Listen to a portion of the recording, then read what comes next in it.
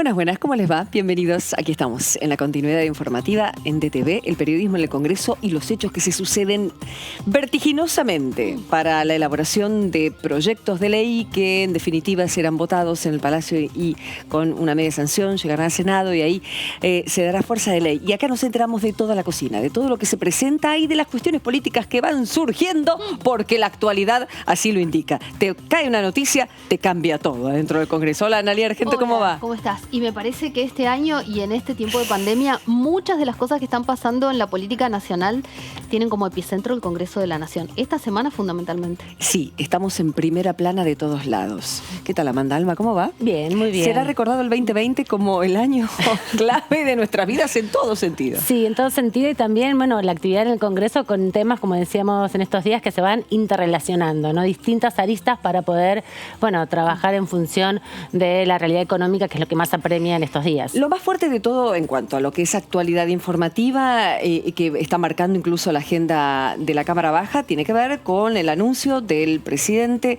hace pocas horas, en realidad fue antes de ayer, sobre la intervención, expropiación de la empresa cerealera santafesina Vicentín y la cantidad de distintos argumentos a favor y en contra que se ha encontrado. Sobre todo los de en contra están hablando de institucionalidad y están hablando de una no capacidad que tiene el Poder Ejecutivo para lo que es la intervención, si la expropiación, y luego mandar un proyecto de ley aquí a la Cámara Baja. Sí, va a estar la discusión sobre la constitucionalidad o no, si son atribuciones o no del presidente dictar la intervención por un plazo determinado, pero todas estas discusiones también, además de dirimirse en la justicia, se dirimen también en el Congreso, claro. ¿no? Son argumentos, porque la Constitución en última instancia es una interpretación que se hace de ese texto, que hay distintas bibliotecas, ¿no? Entonces algunos van a decir, bueno, sí, lo puede hacer, otros van a decir, no, no se puede hacer, y en ese sentido se viene la discusión hacia acá. Sobre todo desde la oposición plantean que no es una atribución del Ejecutivo Nacional dictar la intervención y por eso van a plantear seguramente la inconstitucionalidad una vez que venga el debate para acá. Claro, la cuestión es que se trata de una empresa que está en quiebra y que ya está en la justicia y que es la justicia la que deberá dirimir incluso voces contrarias dentro de lo que es gente del mismo partido, aunque hoy por hoy alejados, exfuncionarios como Moreno y otros más, bueno, que se han sumado a las críticas al presidente de la Nación, incluso, bueno, ayer Waldo Wolf, hablamos, cortó y denuncia penalmente al presidente. ¿Cómo puede ser? Nosotros dijimos, diputado, ¿qué va a hacer usted? Algo va a pasar. Y fue así. Una denuncia hasta tiene presentada por los diputados de la oposición. Sí, es una forma también, una estrategia para ir instalando también las posiciones, ¿no? Claro. La realidad acá es que lo que se planteó, como decíamos, es a partir de una investigación que se viene haciendo sobre un mecanismo, un sistema desarrollado por esta cerealera, no solamente para pedir créditos al Estado argentino a través de los bancos, nación y provincia, sino también para la fuga de capitales, ¿no? Entonces, como ese dinero no se ponía donde debería estar, bueno, todo ese mecanismo se fue develando y ahora habrá que investigarlo. Bueno, muchas familias. Se está proponiendo la conformación de una comisión investigadora de Vicentín. Bien. O sea, que diputados y senadores avancen en la investigación de qué fue lo que pasó, para qué se usó el dinero y demás.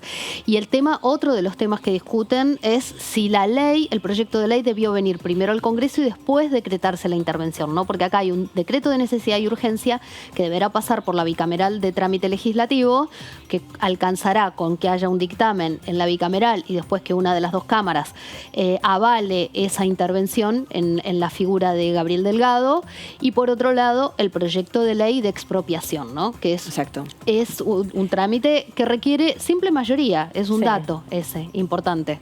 Bien. Será un debate muy difícil, pero al gobierno le alcanzará con la mitad más uno en cada una de las cámaras. No es el famoso 2/3, que ahí se complica y mucho, sino con simple mayoría ya lo conseguirían. ¿Qué va a pasar? ¿Van a haber diputados de la oposición que opinen a favor de esta situación? Bueno, hay uno de ellos que en un ratito se los vamos a contar. Presentó una idea que tiene que ver con, es una propuesta alternativa, tiene que ver con una cooperativa, con una asociación, tanto sea una pata empresarial, una pata de gobierno nacional, una pata de gobierno provincial, una pata, quiero decir, distintas personas que estarían conformando esta asociación o este modelo, como una especie de consorcio, corporación de consorcio. Pero ya lo vamos a hablar, ¿sí? Tiene que ver con el diputado Contillán en un ratito. Pero el presidente de la Cámara Baja, el diputado Sergio Massa, estuvo reunido ni más ni menos que con sindicalistas. Sí, con la cúpula de la CGT estuvieron Héctor Daer, estuvo Carlos Acuña.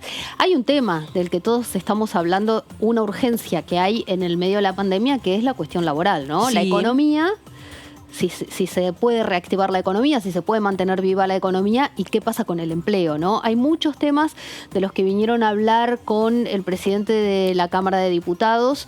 Uno es el teletrabajo, sí, porque es un tema que ya hace muchos años que el Congreso está tratando de legislar. El trabajo a distancia, hace 10 años, ahora es una urgencia muy caliente, porque muchas empresas reconvirtieron el trabajo en la emergencia.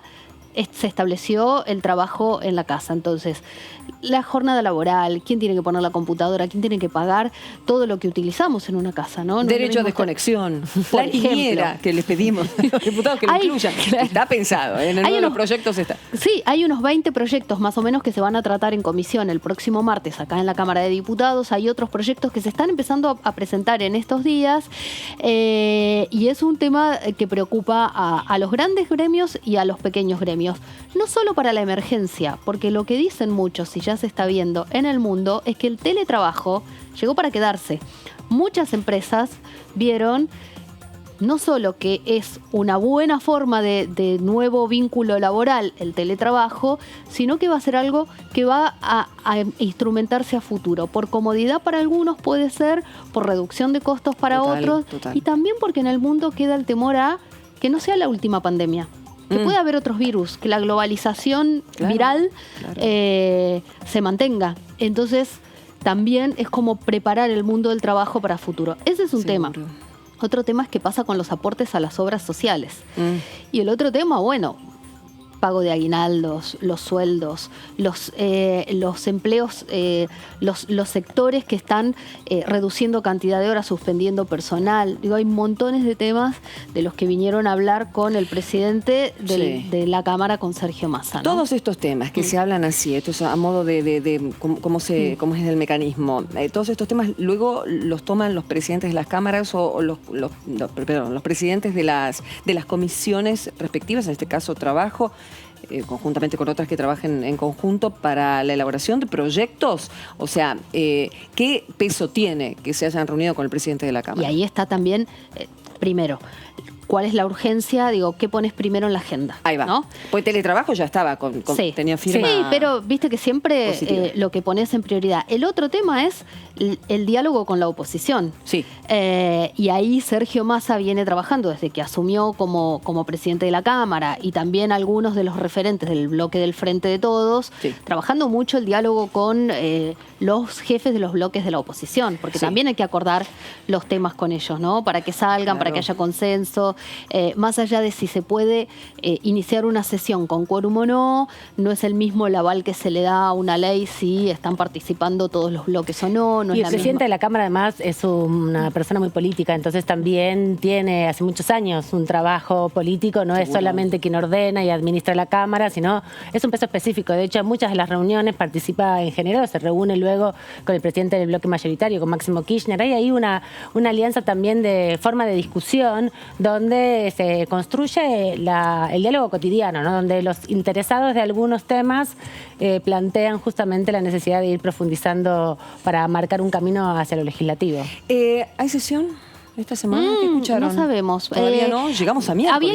Había intención de que hubiera una sesión hoy, ya no hay, o el viernes, pero no sabemos. Igual me parece que tiene que ver un poco con algunas cuestiones de conectividad en el interior del país, pero también con la conectividad entre oficialismo y oposición, porque se está conformando una agenda que después también el presidente de la Cámara, en este caso, y los jefes de los bloques conversan, bueno, el jefe del bloque del oficialismo tiene que conversar con los ministros, ¿no?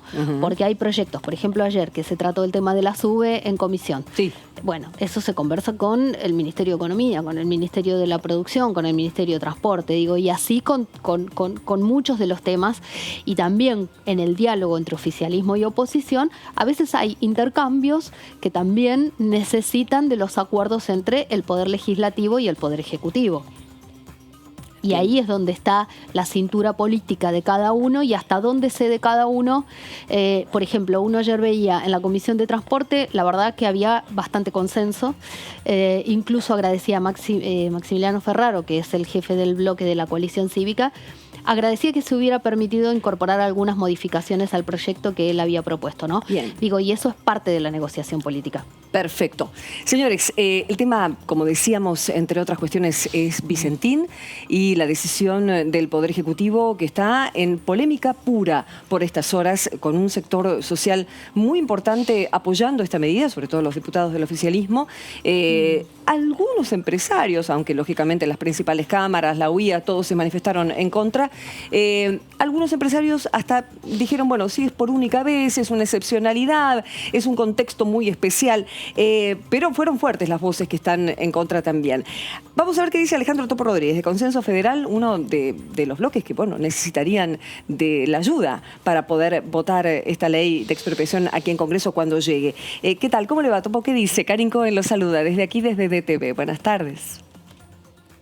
Buenas tardes, Karin, a usted y a todo el equipo. Gracias por el interés en dialogar con nosotros. Por favor, Alejandro. Bueno, primeras apreciaciones para ir luego en particular, para poder analizar este caso de Vicentín. Bien, yo quiero compartir con ustedes una reflexión. Y es la que apunta más allá del proyecto a cómo se vio la toma de decisiones al respecto.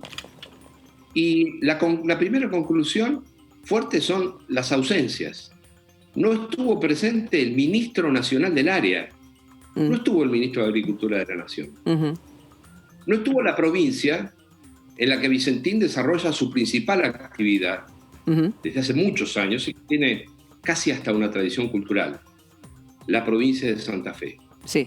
No estuvo el sector privado, es decir, los cooperativistas, los pequeños y medianos productores, que les recuerdo, ustedes lo saben, pero es bueno resaltarlo, son prácticamente una insignia, un modelo de lo que es cooperativismo, sí, justamente en el Santa Fe.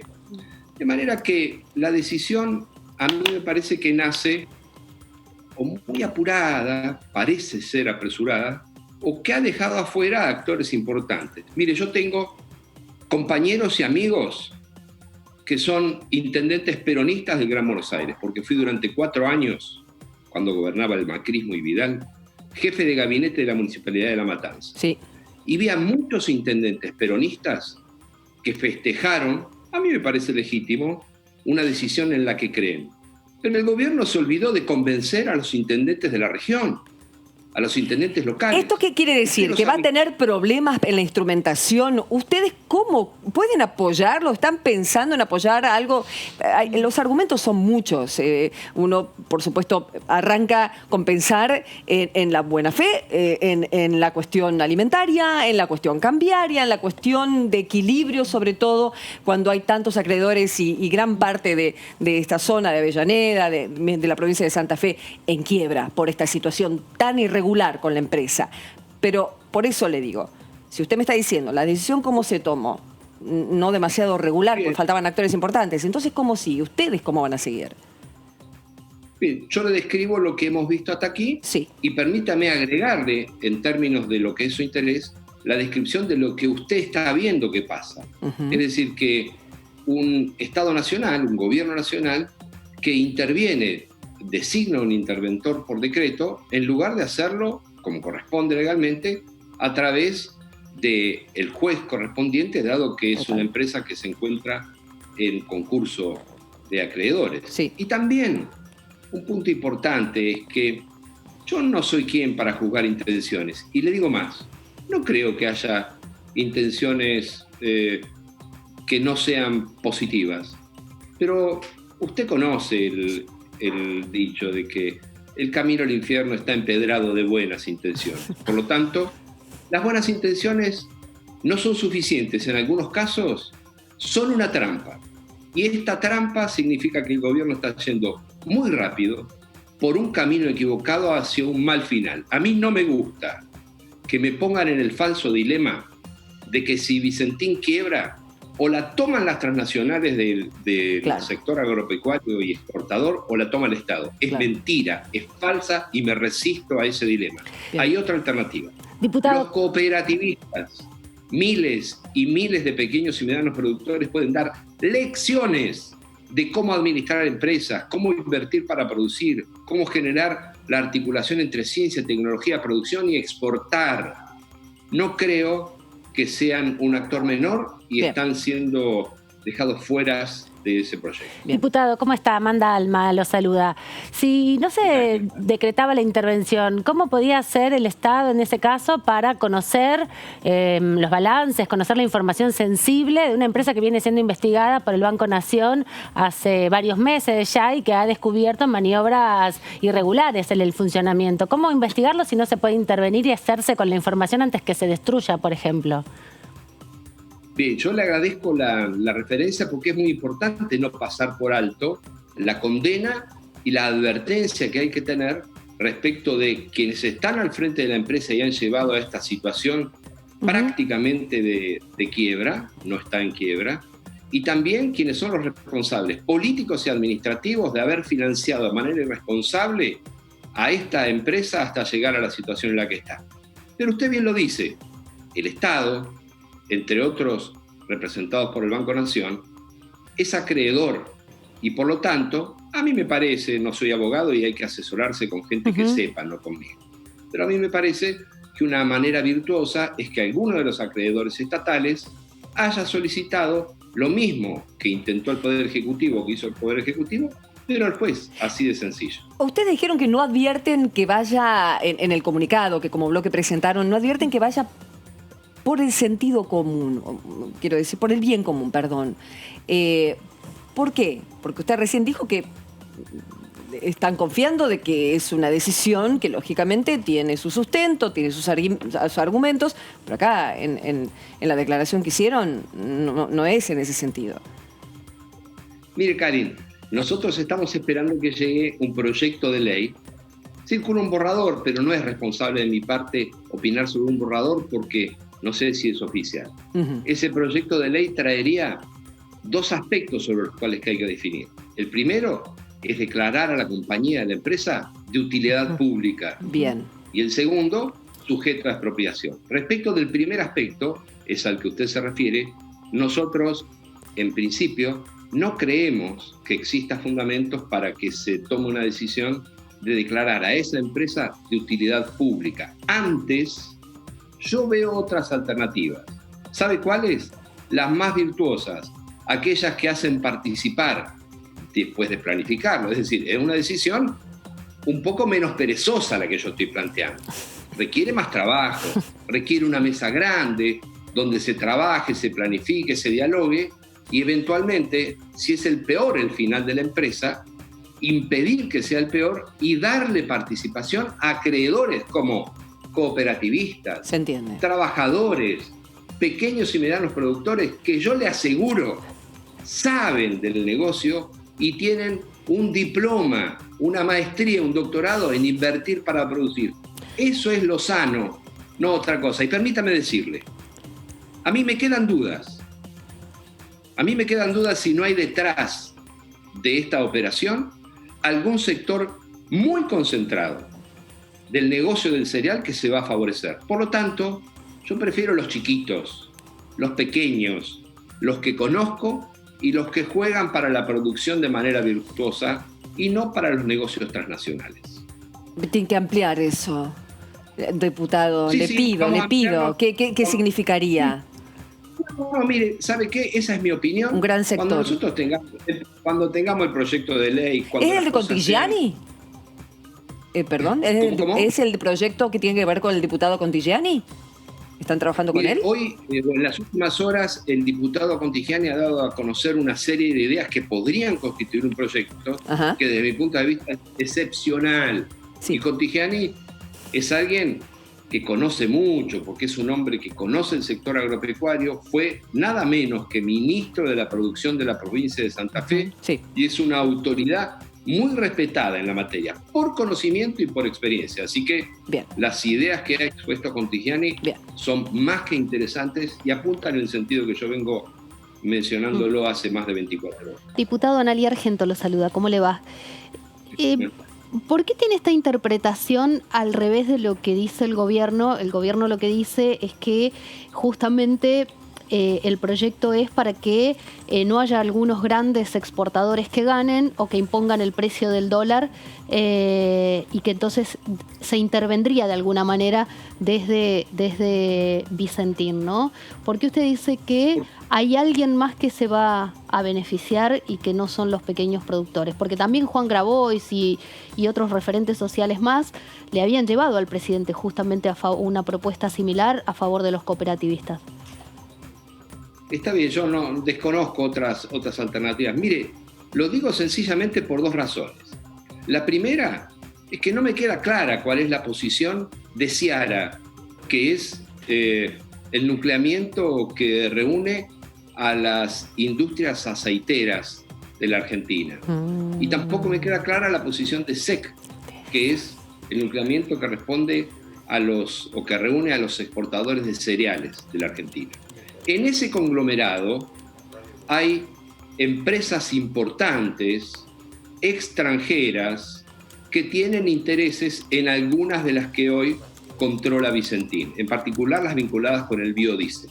Sí. De manera que creo que hay que poner también la atención en ese análisis y junto con eso también permítame que le diga que me parece apresurada la decisión en el marco de un sector agropecuario que todavía está esperando decisiones pequeñas, anuncian grandes decisiones, casi históricas fundacionales, pero no cumplen con lo que nosotros votamos en diciembre, estamos ya en junio, que fue incorporar nada menos que una virtuosa segmentación en las retenciones para los pequeños y medianos productores.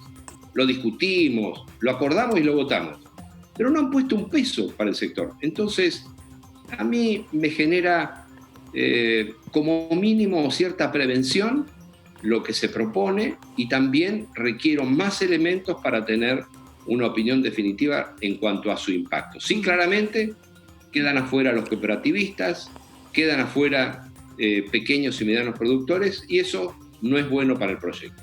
Está muy bien. Bueno, veremos entonces de qué va ese proyecto en el que están trabajando, si tiene que ver con el del diputado Contigiani, que en un ratito lo vamos a tener, donde se está involucrando a más sectores, muchos más sectores que de hecho son los actores, en definitiva, de este conflicto, ¿no? En definitiva.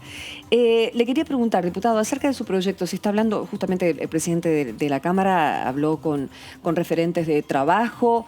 Uno de los puntos fundamentales es poder revisar las cuestiones que tienen que ver con las pymes. Si usted tiene un proyecto al respecto, ¿se va a debatir en estos días? ¿Qué espera de él?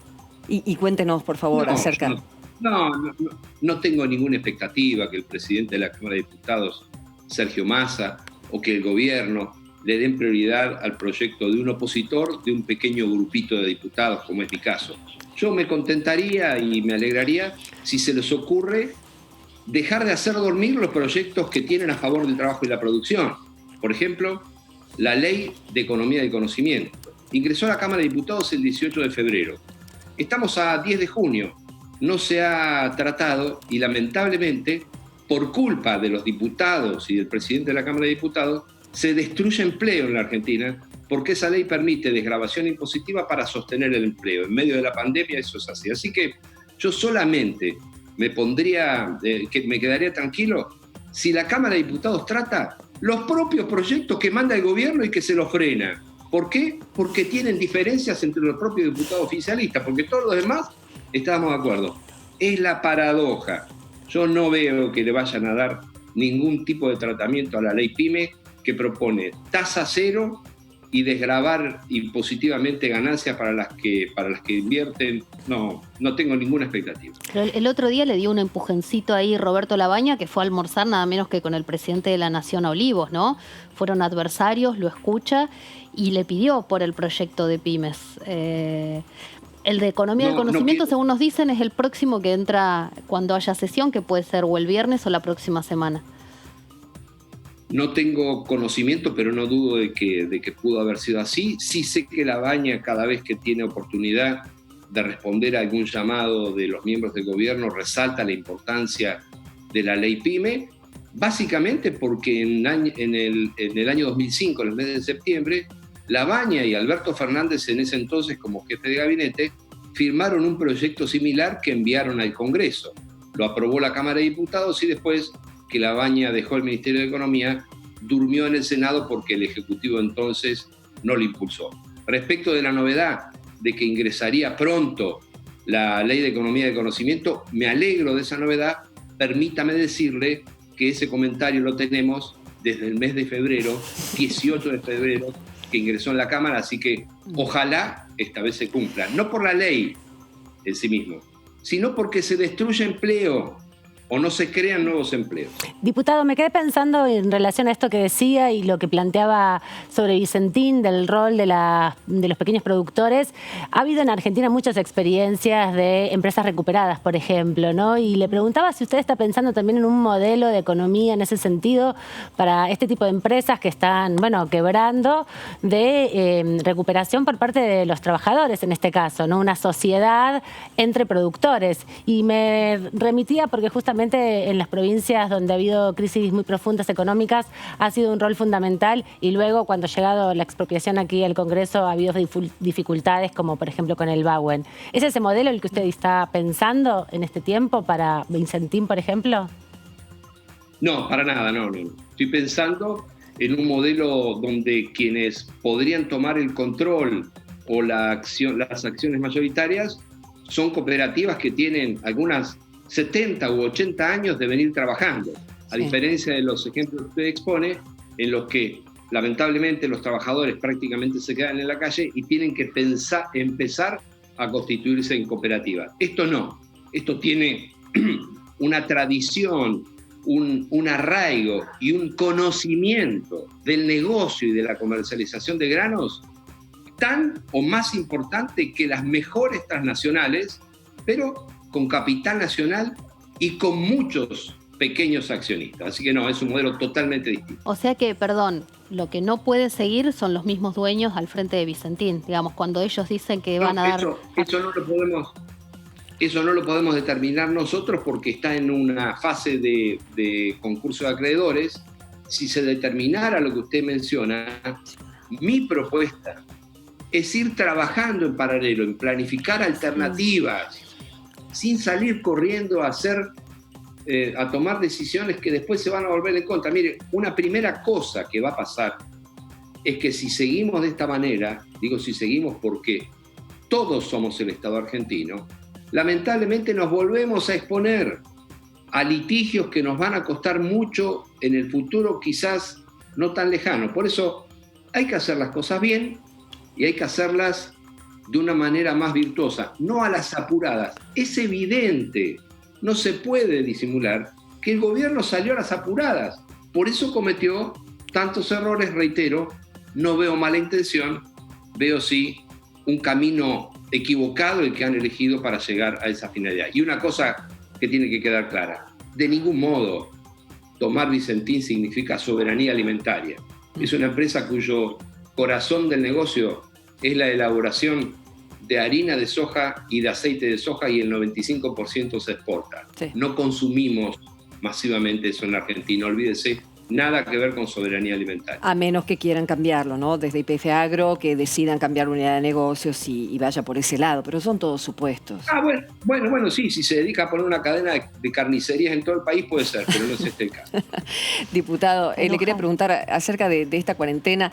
Estamos todos tan expectantes de que lógicamente los casos bajen, estamos en los picos más altos del COVID en la provincia de Buenos Aires, y las declaraciones de los funcionarios, bueno, no ayudan a la pacificación entre ciudad, que ha abierto tanta actividad, sobre todo con los corredores, y la ciudad. Bueno, lo que dijo Bernie, se acabó la solidaridad entre ciudad y provincia. ¿Cuál es su sentir al respecto? Quiero ser muy respetuoso, en primer lugar, de las autoridades que trabajan intensamente y de los expertos y los funcionarios que conocen del asunto.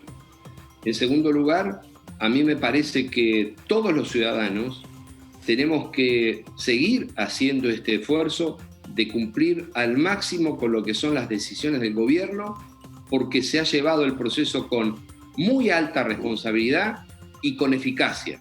Mire, es cierto lo que acaban de decir las autoridades gubernamentales en el sentido de que está aumentando la cantidad de casos.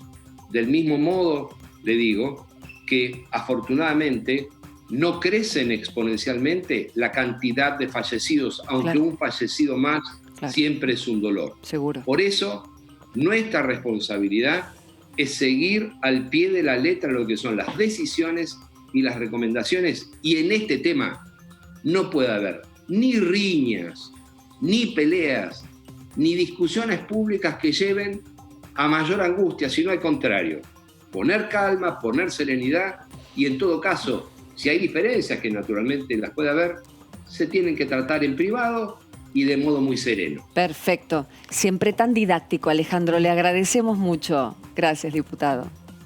Gracias a ustedes. Muy buenas tardes. Hasta luego. Bueno, veremos entonces. Fue claro, empezó muy suavecito, diciendo con todo el respeto de la situación, pero bueno, con la cuestión de Vicentín me estoy refiriendo, pero es concreto, ¿no? Ellos quieren otra cosa, desde el Consenso Federal. Sí, sí, salió Roberto Labaña, que es el máximo referente, aunque es un bloque que a veces, el bloque de Consenso Federal y el interbloque, que no siempre votan ni siquiera con el quórum de la misma manera, ¿no? Hay como cierta autonomía, dicen que no le piden permiso a Roberto Labaña, aunque algunos, como el Topo Rodríguez, es bastante cercano, ¿no? Bien, exactamente. Bueno, mañana, ¿usted va a estar de moderadora? Usted, la perdemos, ¿no? Por favor, de ninguna manera acá. Estoy hablando de la Comisión de Mujeres y de Legislación Penal. Sí. Mañana. Mañana va a haber una jornada, va a haber un trabajo de comisión en conjunto para trabajar sobre un montón de proyectos que hay, que tienen estado parlamentario en el Congreso de la Nación, en la Cámara de Diputados, que plantean cuestiones vinculadas a la violencia de género. Lo que hicieron fue convocar expertas para que hicieran una suerte de revisión y plantearan si estaba bien la orientación que se estaba planteando o se estaba proponiendo en cada uno de estos proyectos. Proyectos que tienen que ver con las restricciones, proyectos que tienen que ver con medidas de prueba, con la emergencia en violencia de género, con la situación también de los refugios. Distintas profesionales van a estar trabajando y van a dar su parecer sobre los temas. Amanda, ¿es en épocas de COVID, de cuarentena y con la expectativa de que sigan mejorando los procesos de atención a la víctima o solo por esta época? No, es un proceso más general, ¿no? Bien. Lo que hizo las dos presidentas de cada una de las comisiones, tanto Mónica Macha como Carolina Gailar, se pusieron a relevar todo lo que tenía validez, digamos, que estaba presente en tiempo y forma, presentado en tiempo y forma, y todavía tenía posibilidad de ser discutido, para no trabajar en falso, ¿no? Sobre posibilidades o proyectos que se repiten, un trabajo de relevamiento. Y allí se dieron cuenta que necesitaban la mirada de expertas para poder ver si la orientación está bien, porque sobre todo hay mucha legislación en Argentina que por ahí no se puede implementar o llevar a la práctica, en definitiva, y fallan los mecanismos. Claro. Y por eso fueron citando distintas personalidades. Va a estar Josefina Kelly, que ella es abogada y es además una de las responsables del Ministerio de las Mujeres, Géneros y Diversidades, es una de las viceministras, una de las encargadas del área, sobre todo de políticas contra la violencia de género. Va a estar Mariela Laboceta, que es la responsable de la Unidad Fiscal para los Crímenes y la Violencia de Género, que tiene mucho trabajo, viene ya de la gestión de Cristina Kirchner, así que sí, esperemos hablar con ella un ratito. Sí, interesante porque tiene muchísimo para contar. Y también va a estar Sabrina Granero, que ella también es abogada especialista en cuestiones de violencia de género de la Universidad de Buenos Aires, e Ileana Arduino, que participa además del INESIP, que es una organización que tiene más de 30 años de trayectoria en Argentina y trabaja las cuestiones penales. Así que van a estar disertando un poco para, asesorar a las diputadas y que puedan hacer la mejor legislación y hacerla más eficaz, ¿no? Exacto, sobre todo. porque leyes estamos teniendo, lo importante es que sean como sensibles para que después se apliquen, porque ¿de qué sirve tener la letra grande si después no está la autoridad aplicándola? Pero es lo que pasa siempre, ¿no? Las leyes acá se discuten, se pueden, y después la discusión es cómo se hace el seguimiento. Hay mecanismos desde el Estado para hacer seguimientos de distintos programas, distintas instancias de la ley, no sé, la ley de medios, la Defensoría de la Infancia, hay bicamerales que siguen. La cuestión de la violencia de género se discute más en términos de paradigma también, ¿no? Eso es lo que están tratando de implementar aquí las diputadas para que al momento de discutir por lo menos haya perspectivas y visiones más parejas entre todos los miembros de las comisiones. Bueno, está muy bien. Esto va a tener 4 jornadas además. Son 4 jueves, van a estar un mes discutiendo. ¿Por DTV? Sí, en la comisión, por supuesto. Por supuesto se va a poder ver, lógicamente, con la moderación de la señora. Gustavo, por favor, no me la dejes ir. No, dice que no. Bueno, muy bien, entonces. ¿Perdón? Lo acaba de decir la señora. Acá estoy ya yo. Empezamos con el diálogo con el Ejecutivo. Lo No dijo la señora que recién que van a ser personas que están avesadas en el tema, sobre todo abogadas, especialistas y trabajando desde hace tiempo, para que el articulado sea claro en el proyecto y que no se sobreentiendan cosas que bueno, las diputadas tienen que saber. Y además también que participan en la comisión, porque hay varones también, ¿no? Sí, también. A veces también se piensan los problemas desde la Cámara de Diputados con un esquema que después, a la hora de la implementación, por eso también va a haber otras abogadas que tienen mucha trayectoria en litigio, sobre todo, de estar ahí y ver cómo funcionan las herramientas que da finalmente el Estado Nacional a través del Congreso, ¿no? Porque se piensan medidas de prueba o mecanismos que después son inútiles a la hora del funcionamiento. ¿Son las mismas personas que participan en las reuniones siempre? No, son distintas personas que van a ir participando porque son distintos temas que se van a ir trabajando. Este primero es como un escenario de la situación hoy actual sobre violencia de género, toda la legislación vigente y cuánta de esa legislación es factible de ser utilizada. Muy bien. Muchas veces, como decía Amanda, está hecha la ley, pero en la práctica hay cuestiones que funcionan mejor o no. Por ejemplo, eso es bueno saberlo, el seguimiento, tal cual. Bueno, estos días con la cuestión de la pandemia, el aislamiento obligatorio. Claro. Un caso que llegó a la justicia. Una persona, un señor, un joven que sale de su casa a robar, pero no camina por la calle ni por la vereda, no sale a la vía pública como establece la ley. Sale de su casa y a través del techo de su casa salta a otro techo, de ese techo a otra casa y ahí roba. Entonces, está incumpliendo además el aislamiento obligatorio o no. Digo, son interpretaciones. Y si un juez interpreta que no, ya estamos en el horno en todo sentido. Bueno, porque pero siempre entiendo que la letra dice otra cosa, pero de la interpretación la tiene un hombre. Otro tema. O una mujer. El cuñado de una mujer que sufría violencia de género la acompaña a hacer la denuncia en la comisaría. Le iniciaron a él una causa por haber violado el aislamiento. Después lo interpreta la justicia finalmente que estaba acompañando. Pero hay muchos casos que se salen de la ley, que tienen lógica, pero no están legislados. Es un vacío que después, cuando un abogado quiera modificar o quiera embarrar la cancha, como se dice habitualmente, podría hacerlo. Vamos a preguntarle justamente a la voceta, que lo acaba de mencionar la doctora Mariela. La voceta es titular de la Unidad Fiscal Especializada en Violencia contra las Mujeres, la UFEM, del Ministerio Público Fiscal, de la Procuración. ¿Qué tal, Mariela? ¿Cómo le va? Karin Cohen aquí la saluda desde DTV. Hola, ¿qué tal? Buenas tardes, Karin, ¿cómo están? Un placer. Y nos contaba Amanda, que ahora le va a hacer algunas preguntas, por supuesto, con respecto a leyes que están establecidas, pero hay ciertos artículos que no se cumplen o que en la vida cotidiana o en épocas excepcionales como tenemos la pandemia se complican. ¿En qué va a constar su exposición o en dónde le gustaría poner el acento, doctora? Estamos hablando de la... Perdón, pero recién perdón, sumo, no hay problema. La reunión de... Exactamente, sí, discúlpeme, yo que no la puse en contexto. Tiene que ver con la reunión de la comisión de mañana. No hay problema. Mira, básicamente la convocatoria es una serie de reuniones que se van a hacer en la comisión conjunta sobre la base de un de proyectos que están dando vuelta, que vinculan, cruzan las líneas del derecho penal o del derecho procesal penal y la línea de género. Entonces, por eso es una comisión conjunta de penal y género. Están convocadas una serie de expertas. En la primera reunión va a haber una representante del Ministerio de Mujeres, o sea, del Poder Político. Yo voy a ir en representación del Ministerio Público Fiscal, una persona de la Academia, de INESIP, y una persona representante del Poder Judicial, de una oficina de violencia doméstica. Así que vamos a estar, creo, ofreciendo todas las miradas diferentes desde las distintas ópticas. La nuestra va a ser más bien vinculada con la experiencia que tenemos de litigio de casos, claro, desde la mirada de un Ministerio Público que tiene el rol de coordinar la política criminal en materia de género y con qué nos encontramos, con qué obstáculos nos encontramos. Algunos son legislativos y muchos otros no son legislativos, sino que tienen que ver con las prácticas judiciales. Y también es la intención es ofrecer esa mirada de hay leyes que no es necesario cambiar, que tienen que ver con revertir otras prácticas, claro, culturales, sociales, jurídicas, etc. Bien, bien. ¿Cómo estás, Mariela? Amanda Alma te saluda.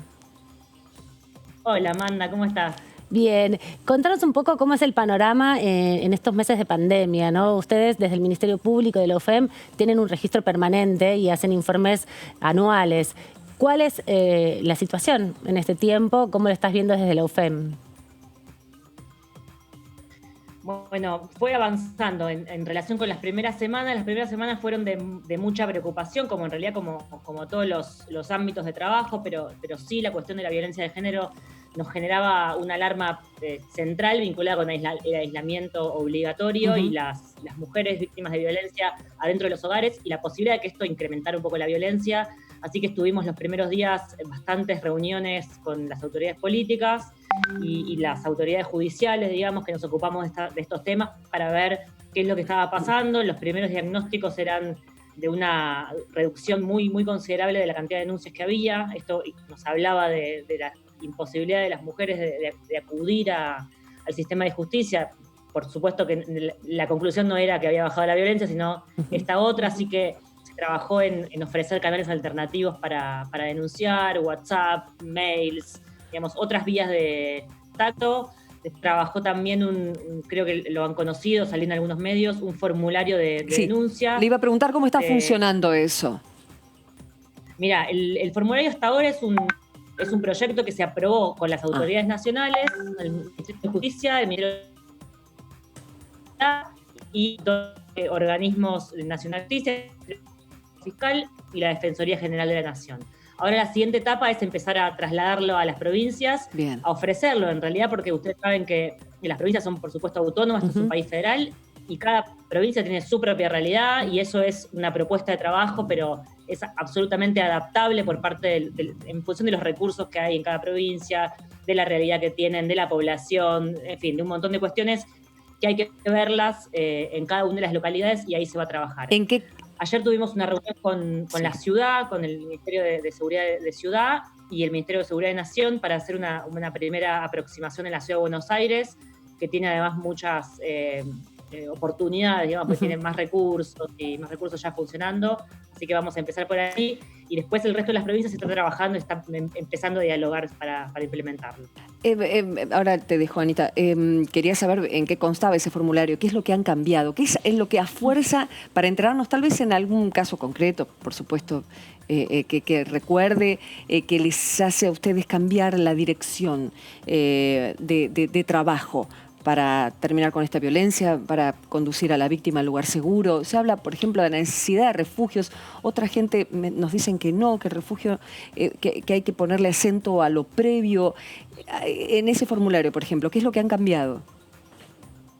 Mira, ese formulario tiene varios componentes. El primero era salir con una herramienta que sirviera para este momento extraordinario de pandemia, en el cual las mujeres o las víctimas de violencia no están pudiendo acudir a los espacios de denuncia porque están cerrados, porque no pueden salir ellas, por una serie de cuestiones que están ocurriendo, darle la posibilidad, una herramienta a la autoridad policial, que es la que sí tiene capacidad operativa, para poder hacer una primera aproximación en el lugar donde se encuentre la persona que denuncia, en conjunto con las organizaciones, organismos de protección a víctimas y acompañamiento a víctimas. O sea que puede haber un operativo policial trasladado al lugar y no al revés. Bien. ¿No? Y tampoco exponer a la persona que encima tenga que contagiarse, andar esto de que nos pasa siempre de personas que van de un lado a otro tratando de encontrar primero una denuncia, después un médico que le haga una revisión, después una medida cautelar, en fin, este derrotero, poder en este momento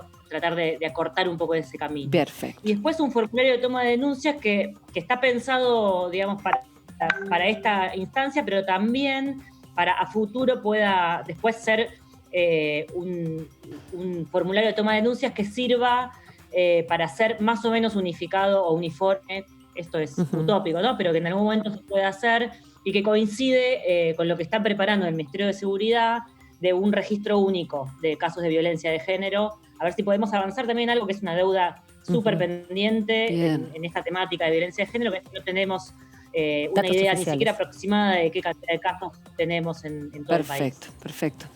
Mariela Analía Argento la saluda, ¿qué tal? Hay otras situaciones que viven las familias y las mujeres que no son violencia física, pero que son violencia también, o que pueden ser un problema. Hoy la justicia está de feria. Hay algunas provincias donde se ha digitalizado, se trabaja mucho en forma remota, pero digo, ¿qué está pasando con otras cuestiones? Con cuestiones como la cuota alimentaria, como cuestiones de identidad, de inscripción de hijos, de tenencia, juicios que tienen que ver con lo familiar, que no necesariamente son una urgencia física, como puede ser la violencia, pero que sí hacen a la vida cotidiana de una mujer, de sus hijos, bueno, o de un hombre también, que también puede estar sufriendo lo mismo a la inversa. Mira, mucho no te puedo decir de ese ámbito porque todo esto se maneja en la justicia civil, en la cual nosotros no tenemos mucha injerencia y no tengo el... ¿Pero la justicia está funcionando en general o no? En la justicia penal, que es con la que nosotros trabajamos, estamos descubriendo un mundo nuevo, básicamente, que es, obviamente la Corte decretó que había feria judicial, pero no obstante eso, en el ámbito penal se están trabajando, por supuesto, las cuestiones urgentes de riesgo de víctimas y además de casos de detenidos, ¿no? Todo lo que tiene que ver por fuera de la violencia de género, con las cuestiones urgentes se está trabajando, cada vez se está ampliando un poquito más eso porque los meses van pasando y las cuestiones se acumulan. Entonces, a mí que me toca, por ejemplo, trabajar, soy fiscal federal en Morón, por fuera de la UFEM, estamos cada vez incorporando temas nuevos y avanzando y trabajando mucho con teletrabajo. Es posible trabajar en los fueros en el foro de instrucción, en los juzgados y fiscalías de instrucción. Se están haciendo casi todas las audiencias por Zoom, está funcionando súper bien, incluso audiencias de flagrancia con intervención de todas las partes. Y se avanza en los procesos. O sea que es posible trabajar a distancia, no quiere decir necesariamente que por las restricciones sanitarias que hay que cumplirlas. Además, digamos esto, no es importantísimo cumplirlas porque está en juego la salud de la población, pero tampoco es necesario detener la justicia. Mariela, se puede seguir trabajando. Hoy se cumplen justo 15 años de la sentencia, del juicio a Romina Tejerina, ¿no? Que fue tan paradigmático en su momento. ¿Cómo fue cambiando? ¿Cómo ves vos? 15 años es un montón, no había ni figura de femicidio en ese momento y no había muchas cuestiones. Eso fue que ella fue detenida por la muerte de su hijo al momento del nacimiento, después de una violación. ¿Cómo fue cambiando también la mirada sobre los delitos sexuales, que es una de las dimensiones que también se va a discutir seguramente mañana? El proceso judicial, el cambio, el paradigma de otra mirada sobre la persecución del delito penal, por un lado, de la violación y el abuso sexual. Y bueno, y también en ese sentido, ¿qué pasa con la situación de los travesticidios y las violencias contra el colectivo travesti trans, que ustedes trabajan tan efectivamente persiguiéndolo, ¿no? Y dando pautas para que eso sea un buen trabajo? Bueno, han cambiado muchísimo. El paradigma, son dos preguntas distintas, arranco por la primera. Ha cambiado muchísimo, no quiere decir que hayamos llegado a ninguna instancia ideal, todavía vemos de todo, ¿no? Y además lo vemos en los diarios, públicamente. No estamos llegando a un escenario ideal, pero sin embargo, 15 años, como bien dijiste, es muchísimo tiempo. En el medio hubo leyes, sanción reformas del Código Penal en materia de delitos sexuales, en materia de femicidio. Los avances han sido muchísimos y yo siempre digo que es importante que también veamos esos avances, porque es una especie de motor y de esperanza de seguir avanzando, porque digamos que la lucha del movimiento feminista ha tenido consecuencias enormes en el ámbito legislativo y en el ámbito de las instituciones del Estado, del sistema de justicia. Se ha avanzado un montón y queda muchísimo por hacer también. La segunda parte es la parte de que queda mucho por hacer. En términos de delitos sexuales hay muchas cuestiones para mirar. Una de las cuestiones es revisar el Código Penal en este capítulo, no solamente el capítulo de delitos sexuales, sino tenemos un código que tiene 100 años. 100 años era otro mundo, no podemos seguir mirando la vida, esto que pasó la otra vez en Chubut, digamos, estas expresiones de cómo se entiende el derecho. Estamos leyendo la vida social del 2020 con anteojos del 1900. Entonces, hay que poder acomodar también las leyes, el derecho, las miradas jurídicas a una realidad que es completamente distinta. En ese momento, al momento de la sanción de muchas normas, las mujeres no votaban, no tenían derechos de ningún tipo. Hoy todavía el Código Penal tiene un título que se llama integridad sexual, y la propuesta es, y el avance ahora es hablar de libertad sexual y poner el eje en el consentimiento de las víctimas y no la conducta deshonesta, esto como se llamaba antes. Pasó por todas las instancias, ¿no? O la figura esa de desahogo sexual me remitió. No sé si tendrá que ver el comentario, pero claro, sí, ¿no? a eso me refería, a la doctrina jurídica, digamos, que está parada en un lugar que ya está, exacto, está pero muerto. al mismo tiempo leía que en Tucumán aprobaron, afortunadamente, adhirieron a la ley Micaela, que no es poco en provincias así, donde son tan, en las miradas muchas veces conservadoras y, por ponerlo delicadamente, se entiende, pero es un gran avance. ¿Cómo trabajan ustedes en ese sentido con las provincias? ¿Cómo trabajar, ¿no?, con aquellos que culturalmente están en otra dimensión? Bueno, con las provincias se trabaja esto siempre con el respeto de las autonomías provinciales. Tenemos un país federal, nosotros, y la Constitución así lo establece, de manera que cada provincia tiene su propia autonomía en el funcionamiento de su sistema de justicia. Y la forma de trabajar es articuladamente, digamos, consensuando, compartiendo experiencias. Hay muchas provincias que tienen avances enormes y que la provincia de Buenos Aires u otras provincias también se pueden nutrir de esas experiencias. No siempre es la mirada de Buenos Aires hacia las provincias, sino que a veces absolutamente es circular, digamos, esa experiencia. Y es cierto que hay provincias que son mucho más atrasadas en términos culturales y jurídicos.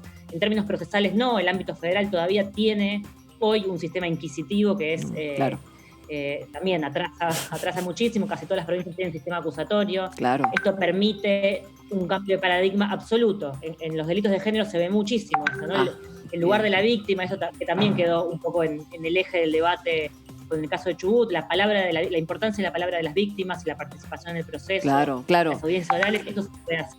Qué bueno. Doctora, y yo me refería al tema refugios, que el hogar es el lugar más inseguro en caso de violencia de género, y las víctimas lo que necesitan es salir de ahí, pero al mismo tiempo que los chicos, que la desesperación que toma en ese momento. ¿Qué pasa con los refugios? ¿De qué debería depender que se construyeran más? ¿Es una cuestión de circunscripción, de municipio, de provincia o federal? Bueno, ese tampoco es un tema que nos competa demasiado el Ministerio Público, porque está en el ámbito del Poder Ejecutivo. Claro. Es el Poder Ejecutivo como autoridad de aplicación. En su momento fue el Consejo de las Mujeres, hoy el Ministerio de las Mujeres, quienes se ocupan de esas políticas.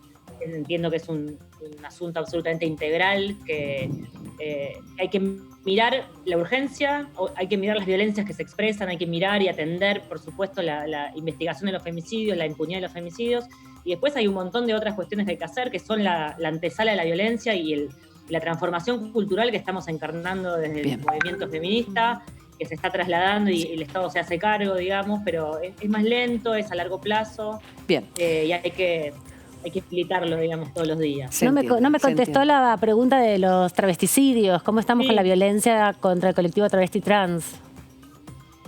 Sí, quedó colgada porque se fueron hilando las respuestas. Me colé. También es un tema muy, muy importante. Así como, bueno, siempre decimos que todos los avances que se han hecho en términos de visibilización de la violencia de las mujeres, de cristalización de esa visibilización en las normas, en las leyes, en los tratados internacionales, aunque no se ha terminado, en el ámbito de la violencia contra todo el colectivo LGTBI, los crímenes de odio, está muchísimo más atrasado en términos de visibilización. Esto es algo que hay que trabajarlo. No solamente pasa en Argentina, sino en toda la región. Nosotras desde la UFEM integramos redes del Ministerio Público. Los ministerios públicos están nucleados en redes en la IAMP, en la de Iberoamérica, y la de Mercosur, que es la REM, y en esos ámbitos vemos muchísimo qué es lo que pasa. Hay países que hasta tienen prohibida la homosexualidad, así que están muchísimo más atrasados, pero Argentina en esto está siendo bastante pionera, digamos, en el caso de Diana Zacayán fue un caso en el que nos tocó intervenir y por eso lo puedo decir de cerca, pero es un caso que hoy todavía ni siquiera terminó de expandir todas sus consecuencias positivas en torno a ponerle nombre a este fenómeno que es tan extendido, que tiene por víctimas a todo un colectivo expulsado absolutamente de todos los órdenes sociales, del orden laboral, educativo, Seguro. Familiar. Y esto, digamos, en la medida en que permanezca esta violencia y que permanezca la impunidad, el mensaje que seguimos dando es un mensaje de que está todo bien, que no pasa nada, que seguimos atravesando la violencia. Entonces hay que ponerle nombre, hay que avanzar, hay que incluirlo en la agenda del Estado y del sistema de justicia, el avance contra las violencias contra el colectivo LGTBI. Doctora Labuceta, muchísimas gracias. Mañana vamos a escucharla atentamente junto a sus colegas y a las diputadas y diputados que van a estar presentes en la Comisión Penal y de Mujer. Así que le agradezco y suerte mañana. Bueno, muchas gracias por el llamado. Por favor, al contrario. Un beso a todas por ahí. Muy bien. Bueno, se va a venir lindo. Sí, ahora después el nos contás los 18 detalles. de junio se cumple un aniversario del segundo año de la sentencia, la primera en la historia de la Argentina y de Latinoamérica de la condena por travesticidio, una figura que tiene que ver con crímenes específicamente para las personas o hacia las avance el personas. país, ¿no? Un modelo. No hay en otro lugar de Latinoamérica Por una eso. condena en ese sentido. En y los en jueces Europa- también. En Europa- Lo que pasa es que no se toma la figura de travesticidio, se toma la figura de femicidio, de persona trans. Esta figura tiene que ver con el reconocimiento también de la identidad De la travesti identidad, tal de Diana cual. Zacayán, una gran dirigente argentina Sí, que lamentablemente claro. fue asesinada en 2015. Claro, he tenido la oportunidad de entrevistarla Una muchas genia. veces, Sí. muchas veces. Hay muchas personas que han quedado en el camino y que han marcado absolutamente la historia de este país. Bueno, tuve el honor de poder escucharla básicamente en toda su necesidad. El día que veamos a personas transgénero haciendo nuestros trabajos, camarógrafa, sonidista, en la tele, diputado, diputada, cualquier trabajo, ese día tal vez, bueno, pueda llegar a haber un poco más de justicia social. Sí, y que no En sean, realidad, que no sean sí. casos aislados, ¿no? Exacto, Porque el otro día exacto. escuchaba No. A una animadora de televisión que decía, no se queden en las figuras importantes que brillan, No, porque no es la bueno, representación no. de Son las elegidas travestis. esas figuras que, bueno, una, dos que llegan. Un par de grandes actrices, Seguro, algunas conductoras, digo, No. son las que abren puerta a veces, pero son las que quizás tuvieron oportunidades, como decías vos un día en el programa, la oportunidad de estudiar o la oportunidad de tener acceso a algo, Exacto. o que le ayudó un familiar, un amigo, o tuvieron más suerte que otras, ¿no? Sí, así es. Para que no pensemos que ya tenemos los deberes hechos. Claro. Deberes son los que es usted, Sí. con Ay, Vicentín, que estoy tiene toda haciendo una cuentas. cosa para leerme Estoy haciendo maravillosa. cuentas porque me hablan por cucaracha pensando que yo estoy haciendo otra cosa. De ninguna Bueno, manera. ¿Cómo pensar eso? Para nada. que me llamen de la cámara. Todo el tema Vicentín en un ratito. Y por supuesto lo que opina la oposición y otros temas más que se están analizando en comisiones en la Cámara Baja. El periodismo en el Congreso. Esto es de TV. Ya volvemos.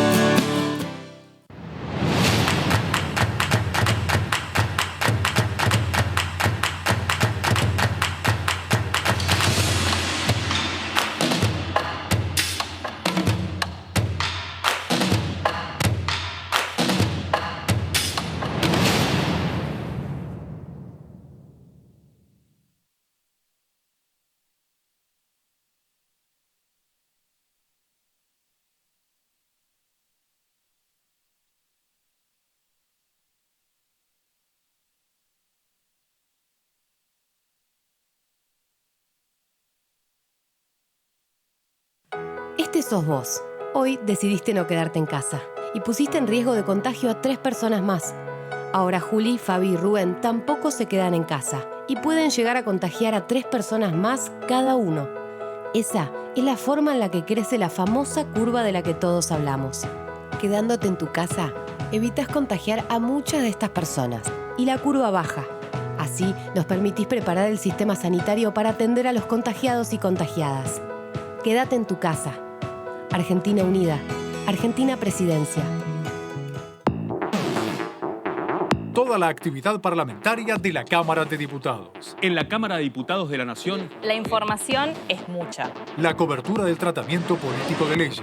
En el recinto. En pasos perdidos. La opinión de los protagonistas. en comisiones. En los despachos. El día a día de los diputados y diputadas de la Nación. Y nosotros tenemos la mejor información. TTV, el periodismo en el Congreso, de lunes a viernes.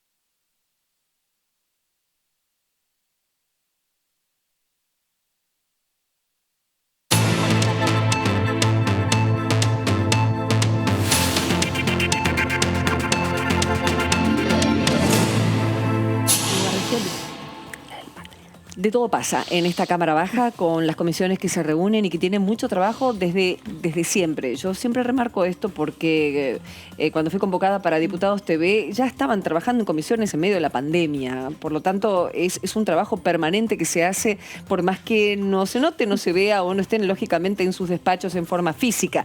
Se espera sesión para esta semana, veremos. La cuestión Vicentín seguramente ha sensibilizado muchas cuestiones y distintas negociaciones que ya mantenían los diputados oficialistas con lo de la oposición, una oposición que tiene muchas diferencias también, un oficialismo que tiene muchas diferencias también en temas sensibles. ¿Y qué va a pasar? ¿Se van a tratar temas que no están relacionados con la pandemia exclusivamente o ese consenso al que arribaron inicialmente va a continuar? Y temas que se van a colar. Sí, es un tema.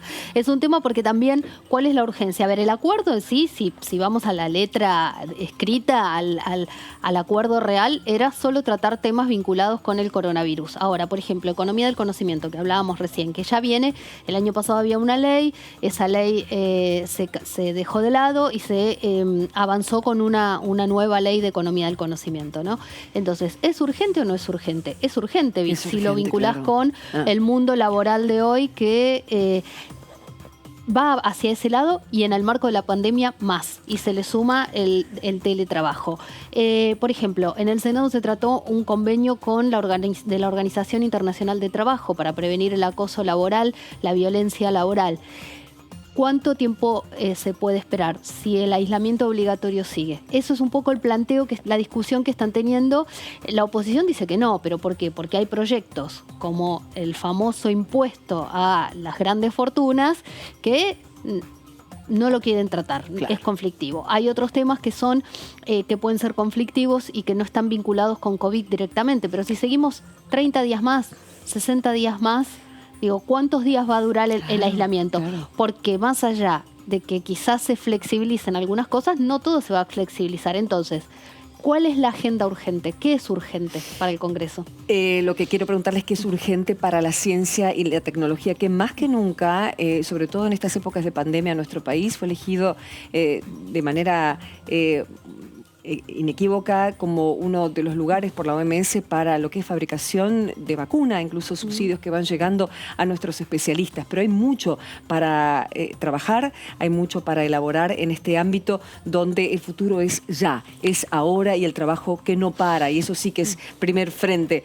de batalla frente al COVID. Claudia Barnaza es del Frente de Toros de Buenos Aires, vicepresidenta primera de la Comisión de Ciencia, Tecnología e Innovación Productiva. ¿Cómo le va, diputada Barnaza? ¿Qué dice? Karin Cohen la saluda. ¿Cómo le va? ¿Cómo estás, Karina? Un gusto charlar ahora con ustedes. Igualmente. Bueno, Claudia, ¿qué se espera para mañana en esta comisión? ¿Cuáles son los temas fundamentales que van a empezar a tratar? Mira, en primer lugar, poner en valor una cantidad de tareas científicas que llevan adelante nuestros institutos, en nuestros espacios del sistema científico y tecnológico del país, donde expresar el beneplácito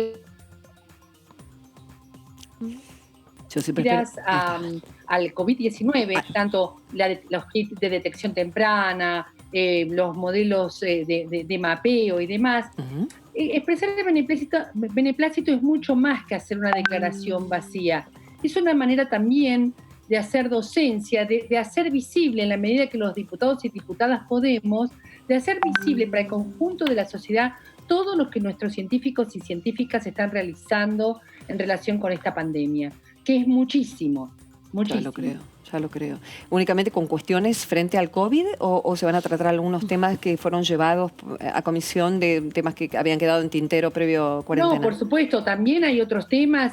Por el momento estamos llevando temas donde hay mucho consenso, como es, por ejemplo, el otorgamiento de un premio al doctor Maldacena, el beneplácito por algunos premios que han recibido científicos argentinos, porque, por supuesto, de alguna manera estas sesiones con este dispositivo tecnológico necesitan que nos vayamos como poniendo a tono y preferimos con el presidente de la comisión aprobar nuestras primeras resoluciones y nuestros primeros proyectos alrededor de aquellos donde teníamos acuerdo.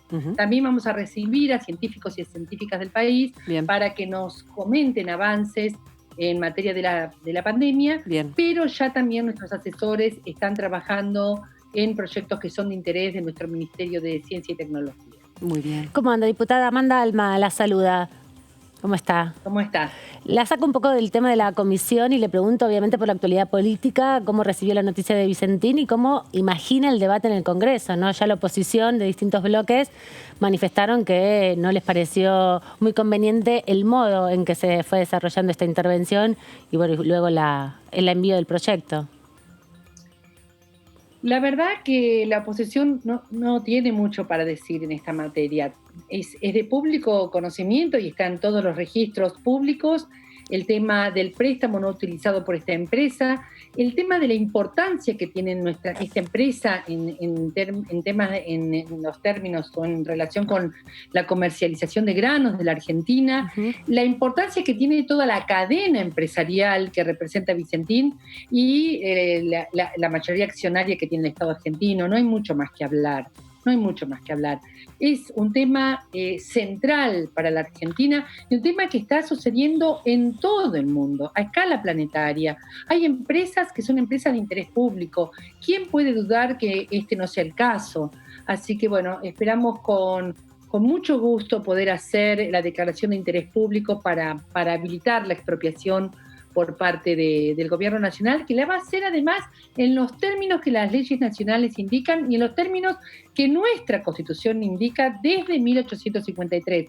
Así que no hay mucho que decir en esta materia. Digo, me parece que cuando se quiere hacer ruido alrededor de estos temas, en realidad tienen una profunda carga ideológica las opiniones, porque es evidente la quiebra de la empresa, es evidente que está poniendo en riesgo la principal fuente de divisas de nuestro país y es evidente que el Gobierno Nacional está haciendo las cosas con mucha seriedad, con mucha prudencia y con toda la información sobre la mesa. Y así va a ser también cuando lo discutamos en la sesión. Diputada Bernaza, Analía Argento la saluda. ¿Cómo le va?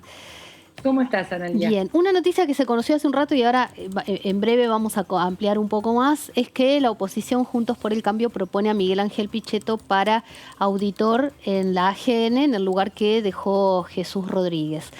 ¿Le genera incomodidad votar el nombre de Pichetto? ¿No lo va a votar? No sé si todavía han analizado este tema en el bloque. A mí, en primer lugar, me sorprende profundamente que una fuerza política de la oposición que tiene vocación de tener escala nacional y trayectoria nacional esté proponiendo un nombre que tiene que ver con las últimas incorporaciones a esa fuerza política. Una incorporación que además viene de nuestra fuerza, viene del peronismo.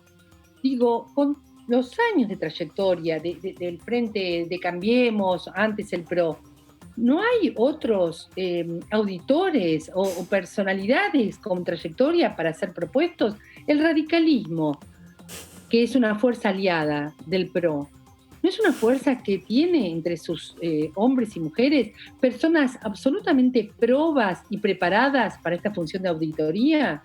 La verdad que el nombre me resulta absolutamente extraño para una fuerza que se jacta de ser una fuerza que piensa en el largo plazo y propone un nombre que es del absoluto corto plazo de esa fuerza. Ahora, Claudia... la posición va a ser una posición del bloque, no va a ser una posición individual. Bien. Por lo tanto, estoy simplemente comentando mis opiniones en O sea que si el bloque esta entrevista. Por costumbre de la Cámara, porque corresponde votar el nombre, usted lo tendría que votar.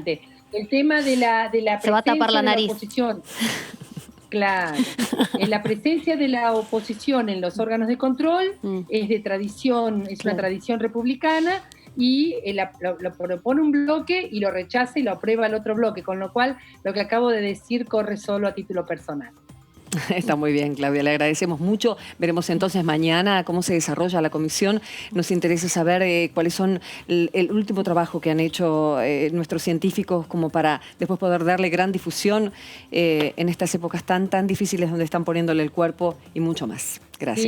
Sí, va a haber novedades en ese sentido. Vamos a poner en valor mañana y luego cuando estén aprobados me gustaría mucho que lo puedan difundir. Claro. Vamos a poner en valor mañana todo el trabajo que realiza la comunidad científica argentina. Perfecto. Muchísimas gracias, diputada. Muchas gracias. Ya le puse el título. Gracias a ustedes.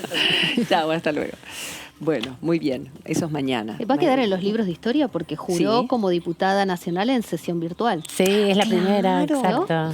Es cierto. Bueno, y llega la ley. Sí, yo estoy acá haciendo cuentas. ¿Cómo se llamaría la ley? ¿De expropiación? Sí, es el proyecto de ley de expropiación de Vicentín. Perfecto. Y de declaración de utilidad pública. Eso ya se está escribiendo. Hay un proyecto de ley que ya escribió la senadora Anabel Fernández Agasti. Claro, exactamente, que estuvo con el presidente. Que estaba trabajando en un tema. Había varios proyectos dando vuelta que algunos atribuían al kirchnerismo más duro. Lozano, hablamos, sí, del tema que ya viene de antes. Por eso el presidente de la Nación presentó hizo el anuncio con la senadora al lado. Y hoy otro tema, en el Senado hay quórum propio y mayoría simple, por lo cual es más fácil hacerlo ingresar por esa Cámara, ¿no? Se trabaja, diputados y el Senado trabajan estratégicamente esos temas. ¿Cuál es la Cámara de origen, no? Después vendría acá y ahí yo estoy acá. No sé si jugar a la quiniela o contarte los números. Contame, claramente. ¿Llegan? El bloque del Frente de Todos tiene 119 diputados. Sí. Cualquier cosa Amanda me va corrigiendo. Amanda, se la cuenta. Necesita 10 más para el quórum propio y para 129. Para tener mayoría simple. Bien.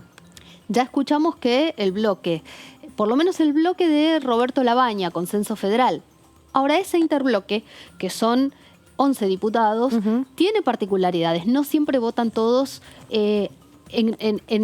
homogéneamente, digamos. No son todos disciplinados, no les bajan la línea y se vota. Por ejemplo, ahí hay 4 diputados de Córdoba, del gobernador Schiaretti, que también suelen tener posiciones propias, depende pero de también esté, si está lindando con Santa Fe ahí. Y también, claro, los intereses personales de cada provincia también se juegan. Porque decíamos recién, no estaba Santa Fe sentada en el anuncio, pero Omar Perotti pagó un altísimo costo por salir de inmediato a acompañar el proyecto, y el presidente de la Nación dijo que Perotti que había conversado previamente con Perotti. Entonces ahí puede haber una división y haber algunos votos. Después está el bloque Equidad que preside José Luis Ramón, son 8 diputados. Ahí tampoco es homogéneo. Ahí están los misioneros, hay diputados de Río Negro, de Neuquén. Yo no me olvido que el presidente de la Nación estuvo el otro día con Omar Gutiérrez y viajó a la provincia de Neuquén. Sí. Entonces, de esos bloques ¿cómo hay que mirar puede esos defender, viajes? claro, Hay que mirar. y cómo 10 votos en este tipo de temas donde el bloque del Frente de Todos no acuerda con Juntos por el Cambio, es donde los más chicos empiezan a tener valor. Y también hay que pensar que Vicentín tenía filiales en distintos lugares y intervenía de distinta manera en el proceso también alimentario, ¿no? Por eso también la senadora Anabela Fernández Agasti justificaba la producción de su texto, de su proyecto, en relación a las líneas de viñedos que tiene Vicentín, ¿no? Porque, dice, bueno, claro, en Mendoza tiene este problema, digamos. Claro, aunque lo más importante de Vicentín, el 90% son los aceites que se exportan a China. Claramente, pero lo que también tiene que ver es cómo llegan los debates al Congreso desde distintos lugares y cómo también se puede buscar la estrategia de negociación. Perfecto. Porque también los interbloques son como es un paraguas de pequeños bloques. Muchas veces son bloques monobloques, ¿no? De diputados que vienen por la minoría por ahí de una provincia. Es un proyecto de un... Por ejemplo, la provincia de Río provincial. Negro, el partido provincial de Río Negro, Juntos Somos Río Negro, tiene un diputado y un senador. En este tipo de cuestiones, ese uno vale mucho más que en otros que frente a otros temas. Claro.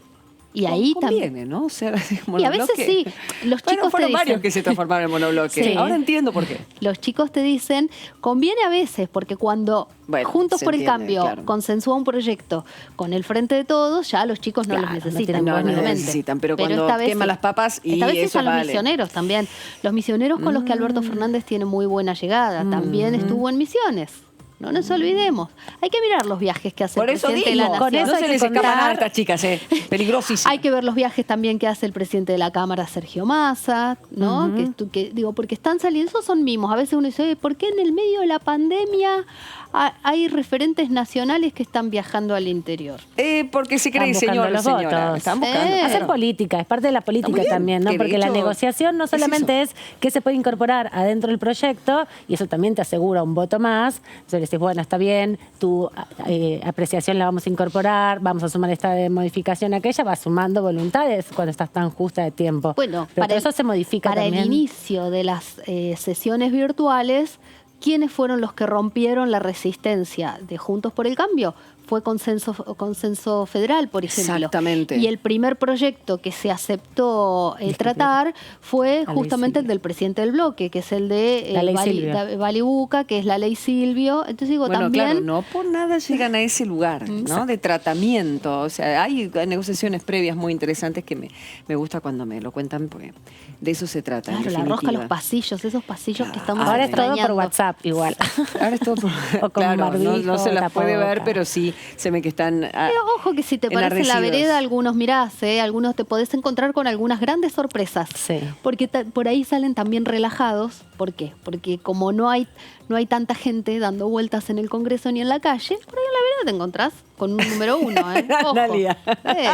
Me encanta, me encanta. Bueno, muy bien, entonces vamos a ver qué es lo que... Me llamó la atención mucho la gente de Avellaneda, de la localidad, el intendente, yendo con los tapones de punta, diciendo de ninguna manera queremos esto, queremos que la justicia intervenga, como de hecho está, que es digamos, el argumento principal de todo aquel que se opone a esta intervención. Tiene que ver con una separación de poderes y una situación de ley de quiebras que se encuadra en ese sentido, que hay un juez, es el que tiene que determinar el interventor, y después de todo eso, bueno, la expropiación en caso y los de tiempos utilidad también, pública. ¿no? Porque una de las discusiones es quién, en qué momento se le va a pagar a las deudas que tiene Vicentín y los productores, sobre todo porque los bancos tienen un respaldo, en definitiva, va por otro lado, se puede discutir, se puede negociar, se puede esperar los tiempos de la justicia, pero hay más de 2.600 productores. Igual hay otro tema que...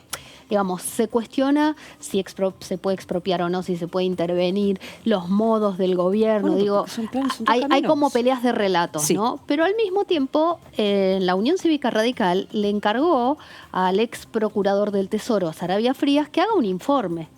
Porque, digo, Vicentín es un agujero negro. Entonces digo, todos reconocen, lo decía recién, a pesar de sus críticas, el diputado Topo Rodríguez, todos reconocen que hay una situación irregular, se verá si fraudulenta o no, y por eso desde este viernes se empieza a discutir si se conforma una bicameral, si diputados y senadores investigan qué pasó. en esa empresa. ¿Qué laburo que Eso tiene la sería bicameral? por ahí un proceso interesante para juntar también voluntades, ¿no? Cuando se ponen a discutir, a ver el trabajo y a intercambiar opiniones, por ahí van acercando posiciones. Claro. Bien, lo tengo al diputado Contigiani porque queremos Vamos a saber Santa Fe. justamente, Luis Contigiani, acerca de este proyecto en el que está trabajando, este modelo de consorcio, que sería una salida frente a la decisión de intervención del Poder Ejecutivo. Diputado Luis, ¿cómo le va? Karin Cohen los saluda desde aquí, desde DTV. Hola Karin, gracias por la comunicación. Un saludo placer. a todos. Un placer. Bueno, Luis, cuéntenos, ¿de qué se trata este proyecto? ¿Cómo sería? Que vimos que desde... ¿De qué bloque que lo estaban apoyando? ¿De Consenso Sí, Federal? sí, Consenso sí, Federal Consenso lo estaban Federal. apoyando, ¿eh? ¿De qué se trata? Yo fui ministro de la producción Sí. de Santa Fe y tenía que buscar una propuesta que sea superadora a los términos del debate como está planteado este tema. Sí. Que creo que son términos que no alcanzan a comprender la complejidad de todo lo que está en juego y que varias partes tienen un pedacito de razón. Pero preocupado de que Santa Fe estaba quedando afuera de todos estos términos del debate como se está planteando. Y desde mi experiencia vi una posibilidad, un desafío de encontrar una propuesta superadora que tenga una visión de desarrollo y nos saque del conflicto y de la crisis para adelante de manera firme y con todos adentro. Concretamente estoy proponiendo el armado de un consorcio o corporación agroindustrial exportadora de Santa Fe, integrado por 3 patas. La primera, este consorcio es público-privado, es una sociedad anónima, una SAPEN, eso lo tenemos que estamos viendo la definición jurídica de la persona, sí. Pero pongamos una sociedad anónima con participación mayoritaria del gobierno nacional a través de YPF Agro, que es el interlocutor que puso en la mesa de negociaciones, que con toda legitimidad se puede quedar con los activos y acciones de Vicentín por todo el concepto de deuda que tiene la empresa con la nación, recuperando hasta el último peso. Bien. Entonces ahí tenemos en esa relación fusión Vicentín y YPF Agro un actor fundamental de esta corporación y consorcio en esta sociedad anónima.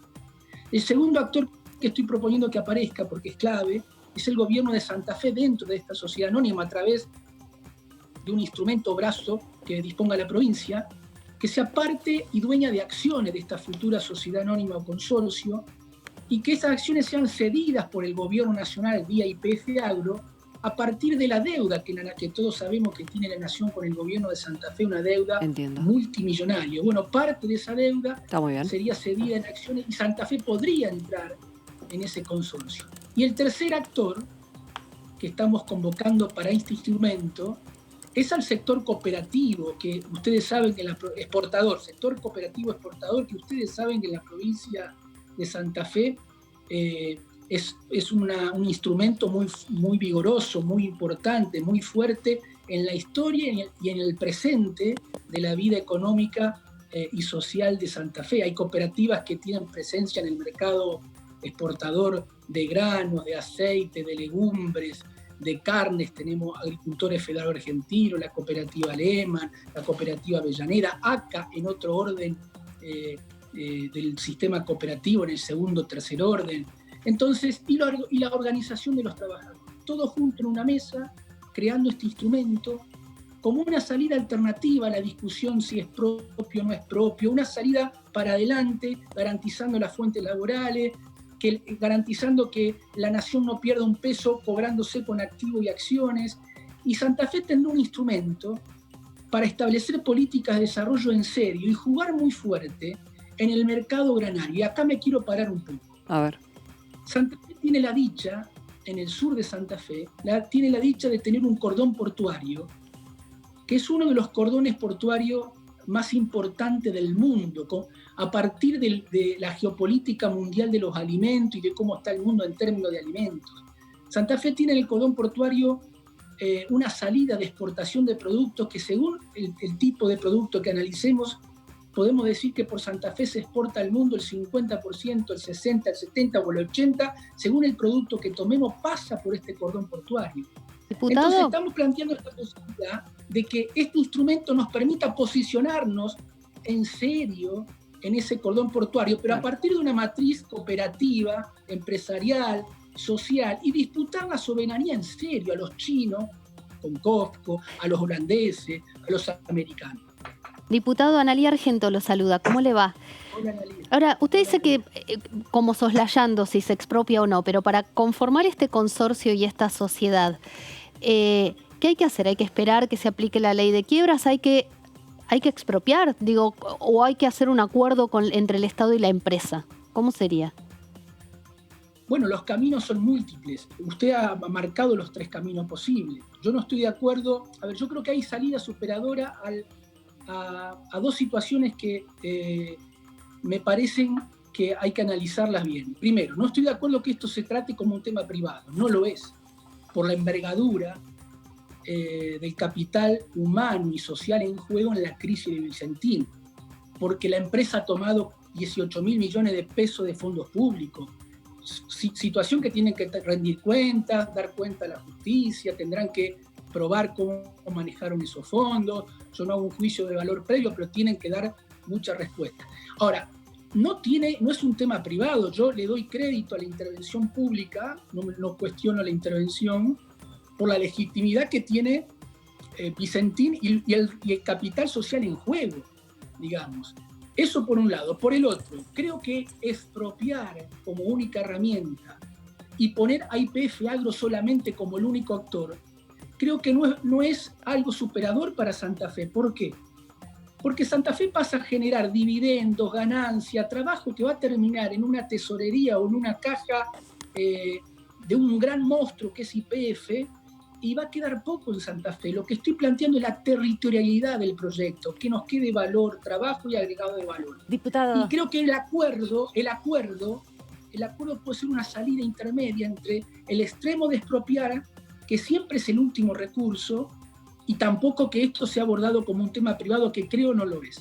Diputado, ¿cómo está? Amanda Alma lo saluda. Entonces, ¿cómo se imagina el debate con sectores que han reaccionado de manera, contraria a todo este proceso, como Juntos por el Cambio, que tiene una mayoría importante en la Cámara de Diputados? ¿Cómo saldar estos procesos y hablar con el oficialismo para conseguir un proyecto consensuado?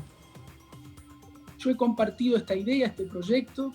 No lo he ingresado todavía a la Cámara porque estamos con los últimos detalles. Un proyecto que tiene una complejidad técnica importante, que está ultimando detalles, pero ya adelanté públicamente el esqueleto, el esbozo del proyecto. Lo he compartido con todos mis colegas de diferentes bloques, lo he compartido con el Gobierno Nacional, se lo he mandado al presidente Sergio Massa de la Cámara de Diputados, lo he compartido con el Gobierno de la provincia de Santa Fe, con el objetivo y la esperanza de que a partir de esta idea podamos encontrar una salida que nos saque del blanco y negro, nos saque del debate maniqueísta y nos evite llegar al recinto de la Cámara de Diputados en un estado de guerra de blanco y negro, porque no creo que se pueda abordar este tema desde ese lugar.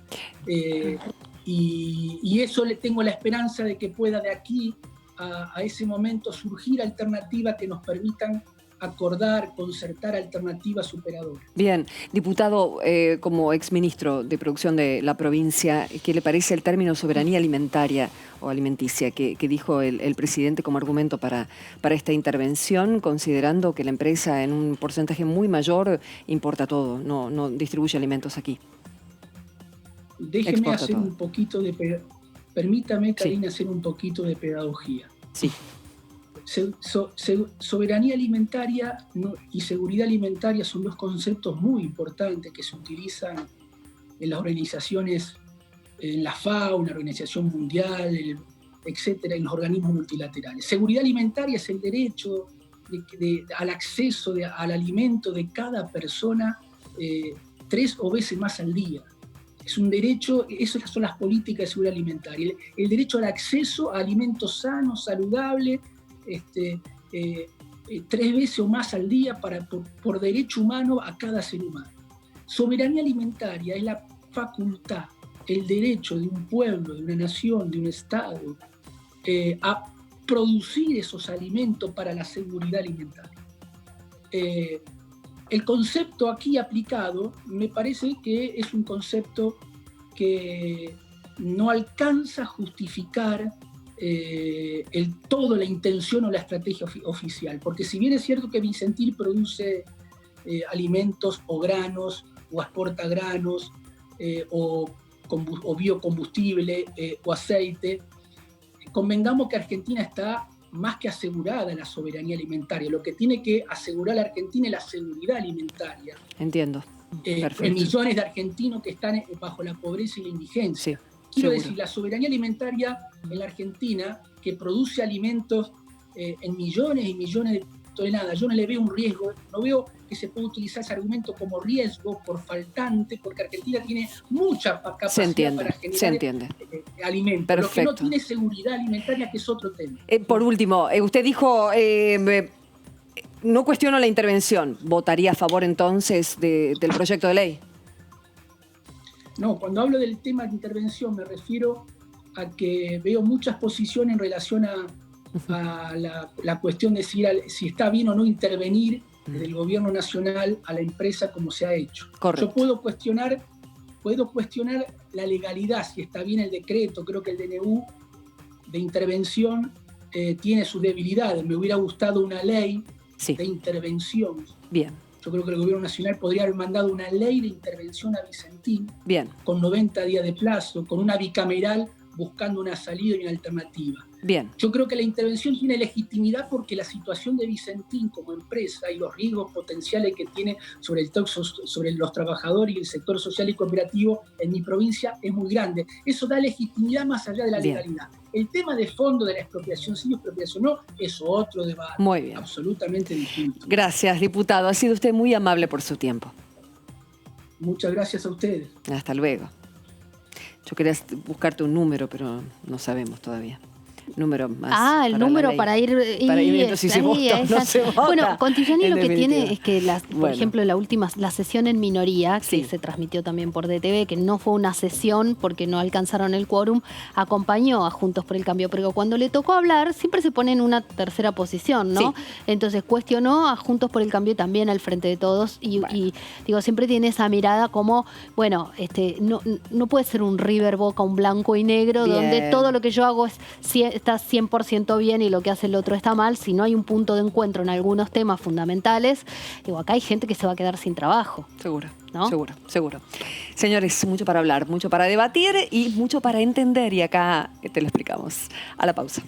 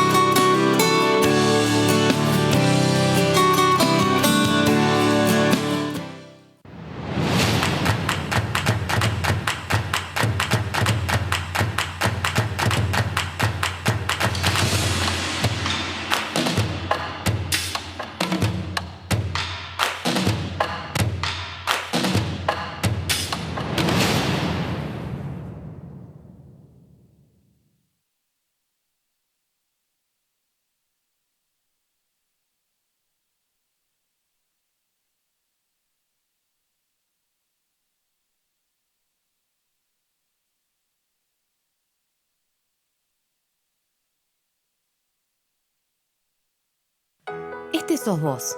Hoy decidiste no quedarte en casa y pusiste en riesgo de contagio a 3 personas más. Ahora Juli, Fabi y Rubén tampoco se quedan en casa y pueden llegar a contagiar a 3 personas más cada uno. Esa es la forma en la que crece la famosa curva de la que todos hablamos. Quedándote en tu casa, evitas contagiar a muchas de estas personas y la curva baja. Así nos permitís preparar el sistema sanitario para atender a los contagiados y contagiadas. Quédate en tu casa. Argentina Unida. Argentina Presidencia. toda la actividad parlamentaria de la Cámara de Diputados. En la Cámara de Diputados de la Nación, la información es mucha. La cobertura del tratamiento político de leyes. En el recinto. En pasos perdidos. La opinión de los protagonistas. en comisiones, en los despachos. El día a día de los diputados y diputadas de la Nación. Y nosotros tenemos la mejor información. TTV, el periodismo en el Congreso, de lunes a viernes.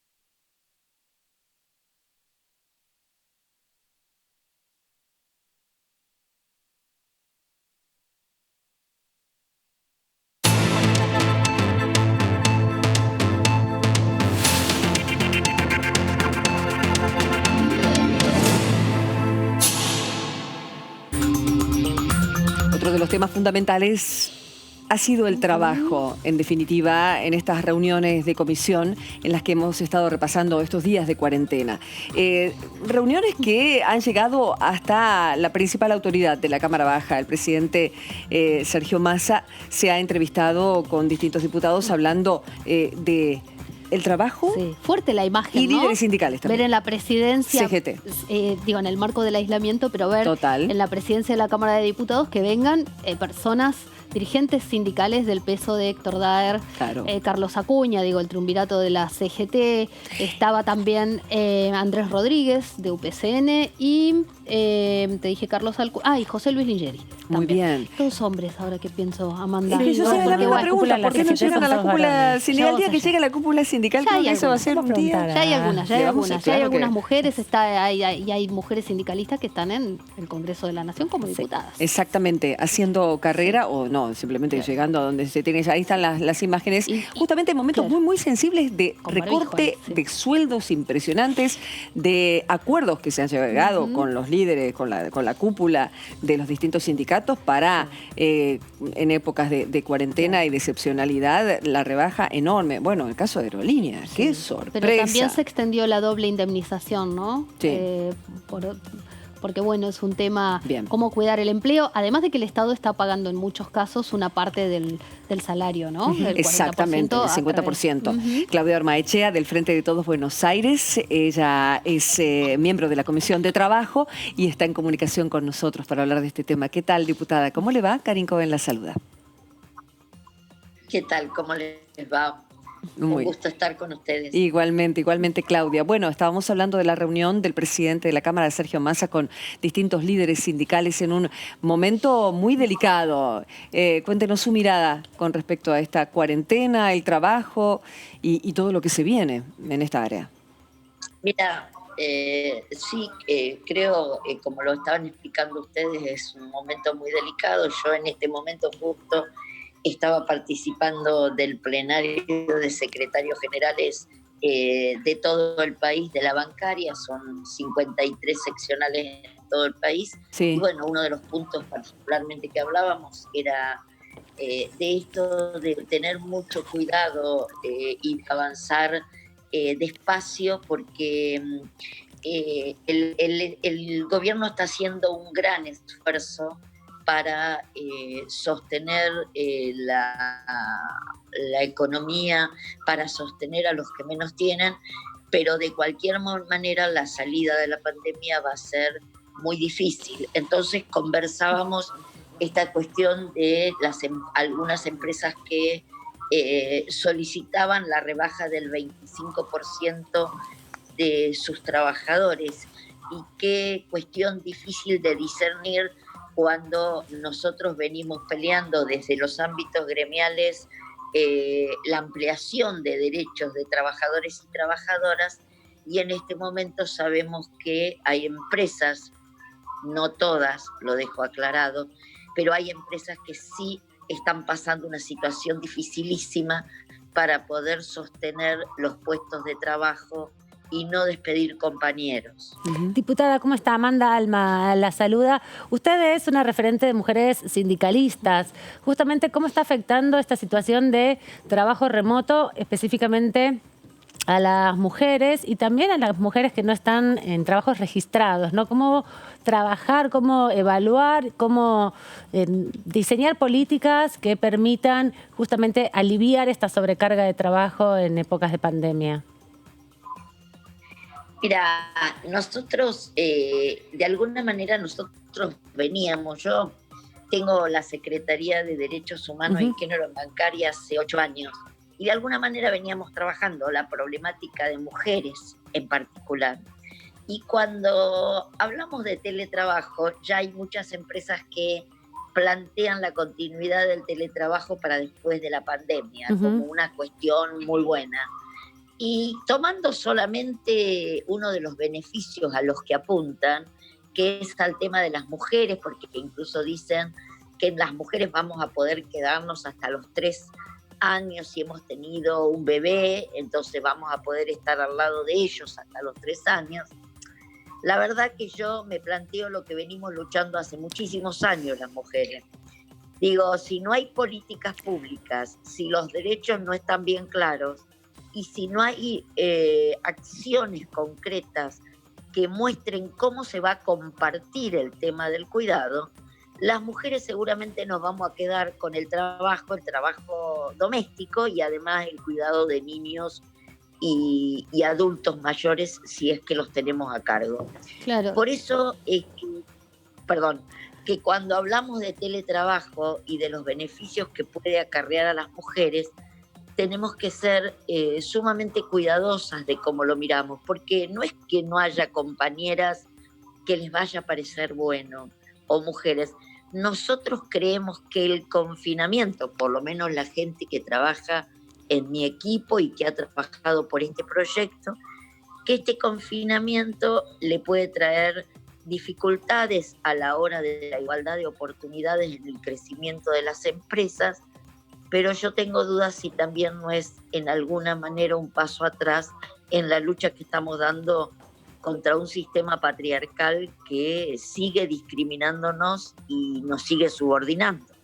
Diputada Analía Argento la saluda, ¿cómo le va? Tantos años luchando por el pago de la guardería, por el... Pero un segundito, Analía. ¿Sabe qué, diputada? Se mueve. Por momentos se mueve mucho la imagen. Si podría dejar el teléfono un momentito, así le vemos toda la cara, porque me está haciendo un videoclip, le digo, ¿eh? Yo me muevo. Por eso, quédese un momento quietita, así le vemos todo el rostro y podemos entenderla mejor. Perdón, Analía. Ahí está perfecto. Ahí está. Quédese ahí, quietita ahí. No se mueve. Ahí fenómeno. No se preocupe que a nosotros también nos cuesta no movernos a veces. Peleando derechos como que el pago de la guardería, tener un lactario en el trabajo y muchos otros derechos, la hora para amamantar, las licencias por maternidad y demás, para que ahora por ahí esto sirva de excusa también para un ahorro para las empresas, ¿no? Y con la excusa de nos va mal en este contexto, cayeron las ventas y hay una crisis económica, que el peso se traslade a nuestras espaldas, ¿no? Pero también digo eso para los que tenemos un trabajo en blanco, pero la mayor preocupación, me parece, o el foco quizás debería estar en el trabajo en negro, porque... sí hay despidos en empresas donde hay trabajo en negro porque no les rige la legalidad de la doble indemnización y esto lo blanqueó de alguna manera la cantidad de inscriptos que hubo para cobrar la IFE. En realidad te voy a decir algo, la informalidad es un gravísimo problema en nuestro país, pero no solo por la cantidad de trabajadores que no acceden a los mismos derechos de aquellos trabajadores que están en blanco, sino que además tenemos que tener en cuenta que en la modalidad de teletrabajo, porque nosotros en nuestro proyecto hablamos de trabajo, de trabajadores y trabajadoras, y de una modalidad de trabajo, nosotros lo hacemos porque todos esos trabajos, por ejemplo, monotributistas o terciarizados, son muchas veces llamados para ese tipo de trabajos donde, por supuesto, entran con menos derecho y menos salario. Digamos, las empresas, cuando hablan de beneficios mutuos, nosotros siempre tenemos que tener en cuenta la relación asimétrica entre los trabajadores y las empresas. Y toda la cuestión que tengamos que resolver individual, con los trabajadores atomizados, desde su lugar de trabajo, sin contacto directo muchas veces con sus representaciones gremiales, no solo va a perjudicar a los que están en blanco, a los trabajadores formales, sino que no te quepa la menor duda que también va a terminar perjudicando aún más a los que están en el sector informal. Bien, diputada, muchas gracias. Va a quedar el tema mujeres y sindicalismo. Yo sé que usted participa de muchas charlas, porque la verdad que el día que lleguemos a la cúpula de CGT o... claro, ahí quiero, ¿no? Está bien que ya están acá. Diga. Vamos a llegar, bien. Porque tenemos que estar donde se toman las decisiones. Es que ese es el punto, paridad gremial. Ahí está, me están apuntando muy bien, paridad gremial. Ahí vamos. Gracias, diputada. Exacto.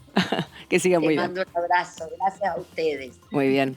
Luchadoras, ¿eh? Hay que estar ahí con los líderes sindicales. Bueno, armaron una corriente, ellas son las referentes de la corriente, armaron la Mesa de Mujeres Sindicalistas ya hace 4 o 5 años. Hace un tiempo. De hecho, Cristina Kirchner se lanzó en el 2017 en una reunión de mujeres sindicalistas, que Vanessa Siley, diputada nacional, presidenta de la Comisión de Trabajo, es su máxima referenta. Hay que tener cuidado, ¿no? Con los argumentos. Y los argumentos de, pero podés quedarte en tu casa con tu bebé. Sí, es tremendo eso. Y entonces después estás... Sí, está muy bien. Démosle libertad a la persona que sabe muy bien qué es lo que mejor le compete. Es eso, ¿no? La libertad de poder elegir. Sí. Vamos a hablar de una figura interesante del... ni más ni menos que Pichetto en la AGN, que la Auditoría General de la Nación vamos a empezar a describir, porque hay tantos organismos que se controlan, justamente es un organismo de control, y ni más ni menos que un señor peronista, pero del otro lado. Una foto de Juntos por el Cambio. Esa foto candidato es interesante. Mírala, ahí la estamos viendo. Está Sergio Massa, presidente de la Cámara de Diputados. Sí. Cómodamente sentado Miguel Ángel Pichetto, Mira que cómo volvió está. al Congreso. Lenguaje gestual, lenguaje gestual. Súper acomodado. No, alejado, diría yo. Alejado también. Massa, pero hablan ellos, se hablan. Porque, como decía hace un rato Amanda, Sergio Massa es muy político, Miguel Ángel Pichetto también, suelen hablar. Digo, son dos animales de la política, pero están por ahí más incómodo, ¿no? Mario Negri, está Cristian Reitondo, que es otro animal político. Que no debe estar muy cómodo es Maxi Ferraro, se lo ve el más lejos. ¿Cuál es Maxi Ferraro? El que está sobre DTV, sobre nuestro logo. Después está Álvaro González, que también es un hombre fuerte en el PRO de la Ciudad de Buenos Aires, muy cercano a Horacio Rodríguez Larreta y vicepresidente de la Cámara de Diputados, ¿no? Toda la oposición. 2 hombres. Ahí, frente a todos hombres otra vez. Juntos por el Cambio, ¿no? El bloque mayoritario, el bloque que le sigue al Frente de Todos. ¿Qué pasa? La AGN es el máximo organismo de control, depende del Congreso de la Nación y entonces es el Congreso el que nombra a sus representantes. Cuando cambia el gobierno nacional, puede cambiar el signo política, es claro, son el control de la gestión, se van eligiendo temas, ¿no? El presidente de la AGN siempre tiene que ser un opositor. Al cambiar de Mauricio Macri a Alberto Fernández el gobierno nacional, entonces cambia el color político del presidente.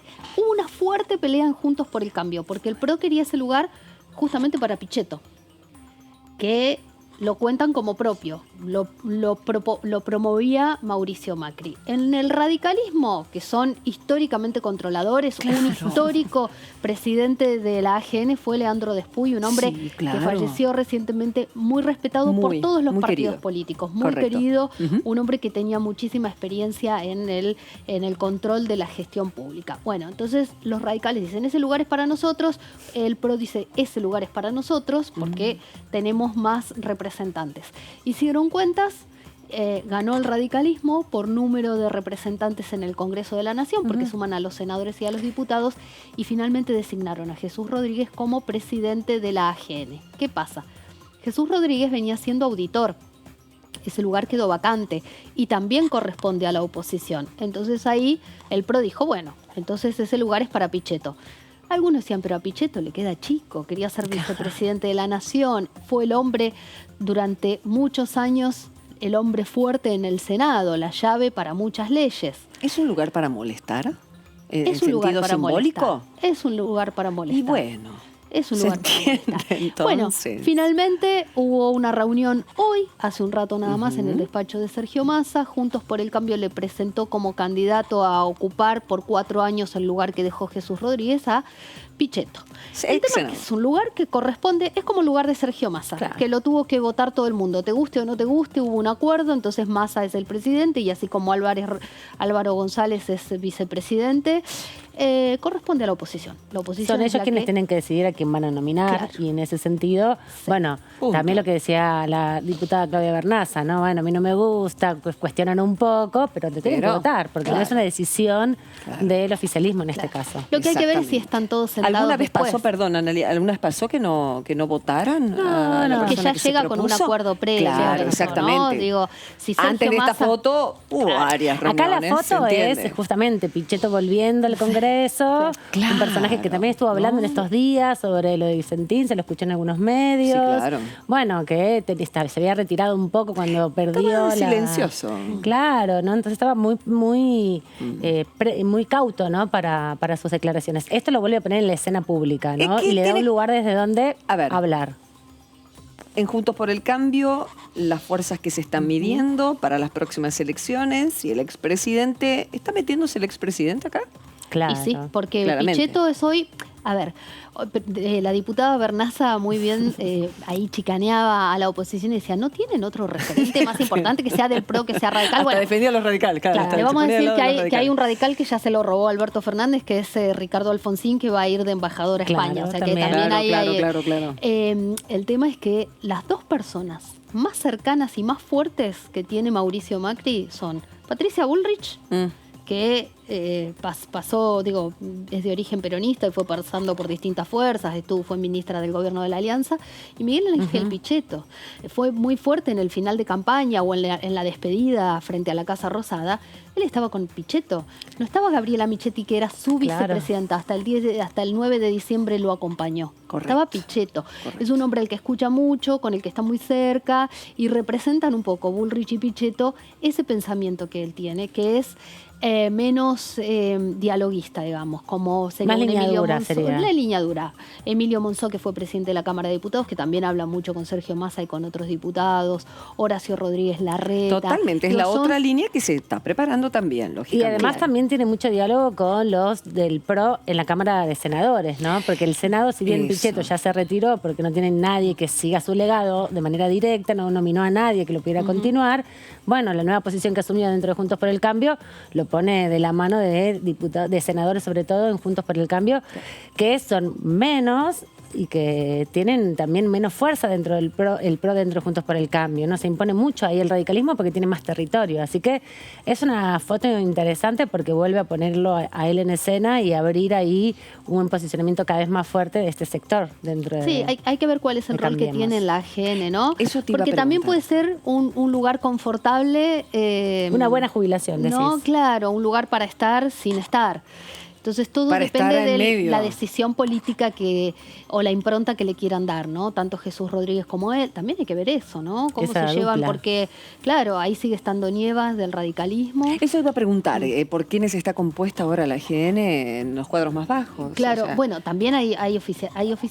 También hay otra cosa en la AGN, es que está integrada también por el oficialismo. Sí, claro. Entonces también hacen falta acuerdos para el tratamiento de los temas. Ojo, ¿no? Que también cuando se debaten, se mira con lupa la gestión, también hace falta a veces el acompañamiento de los demás. Hay una comisión que analiza también los balances y pide muchas veces hacia la AGN informes, ¿no? De la gestión para ver también cómo se va desarrollando y poder observar, porque es parte de la discusión, digamos, tiene que ver con la discusión política, no tanto de los proyectos que se discuten, que tienen que ver con la gente o con la vida cotidiana de toda la ciudadanía, sino con las dinámicas propias de lo que es la conformación de la política en Argentina. Tiene que ver con el rol opositor de control y también la división de poderes y cómo se controlan los poderes entre sí, ¿no? Claro, porque no solo son recursos económicos, acá hay muchos trabajadores, hay mucho dinero que también está dando vueltas y eso es lo que tiene que estar en permanente investigación. Son todos organismos que se incorporaron a partir del 94 con la reforma constitucional, ¿no? Que fue un poco lo que canjeó Raúl Alfonsín en el Pacto de Olivos, Y fue ¿no? también pensar un paradigma mucho más modernizado en ese tiempo de la sociedad argentina y del gobierno argentino, donde aparecen un montón de organismos autárquicos que empiezan a tener un rol fundamental. Todo esto también suscripto en las políticas de transparencia internacional, que son parte también de los lineamientos que en los 90 impusieron estas lógicas. Claro, yo decía que el radicalismo es de por sí un partido amigo del control estatal, ¿no? Como siempre en el bipartidismo eran como el contrapeso, ahora se metió, al estar el PRO en el medio, ese bipartidismo se rompió con Mauricio Macri fundamentalmente, y el radicalismo incorporando esta figura, la figura del jefe de gabinete también, que tenga que rendir cuentas ante el Congreso, ¿no? Porque eso es otra figura ¿Cuándo va a importante, venir, ¿no? Cafiero? Al Senado la semana que viene. Bien. 14 de junio, y corresponde ya que la próxima visita sea a la Cámara de Diputados. Esto se fue dilatando, Sí, ¿no? porque es mensual, ¿verdad? Tiene que venir todos los meses, eso dice Bueno, el de artículo hecho, 101. claro. El que no los cumplen, Venía, obviamente, porque... venía. Y lo que pasa es que también el contexto condiciona, y al Sí, principio por de los supuesto. gobiernos es difícil que vengan los primeros 6 meses, ¿no? Se entiende. Se supone que después van viniendo cotidianamente, hay que ver qué dinámica va a tener justamente Cafiero, ¿no? Sí, Santiago unas Cafiero 500 con esto. preguntas le acercaron la pila, es así. Ah, madre de Y Dios. los diputados, ¿qué hicieron? Alcanzaron algunas preguntas, porque como Las van colando. se estaban preparando para que ok. viniera y exigían... Juntos por el Cambio exigía que vinieran a diputados. Sí. Y Santiago Cafiero dijo que le correspondía primero ir al Senado porque la última vez que estuvo Marcos Peña en el Congreso estuvo Fue en en diputados y que se van alternando. Perfecto. Entonces colaron algunas preguntas ahí. Bueno, esperemos entonces la presentación en Senado y veremos cómo vendrá para acá, para diputados. Te paso la agenda legislativa de mañana. A las 11 de la mañana se reúne la Comisión de Ciencia y Tecnología. A las 15 la Comisión de Legislación Penal y Mujeres, donde nuestra compañera Amanda Alma va a estar moderando. Ahí no la perdemos, porque después viene y nos cuenta todo. Y a las 6 de la tarde la Comisión de Defensa del Consumidor, que hay mucho para hablar, sobre todo en épocas de pandemia. Señores, esperemos que tengan un muy buen resto del día. Nos encontramos mañana, si Dios quiere, con el periodismo del Congreso de TV. Chao.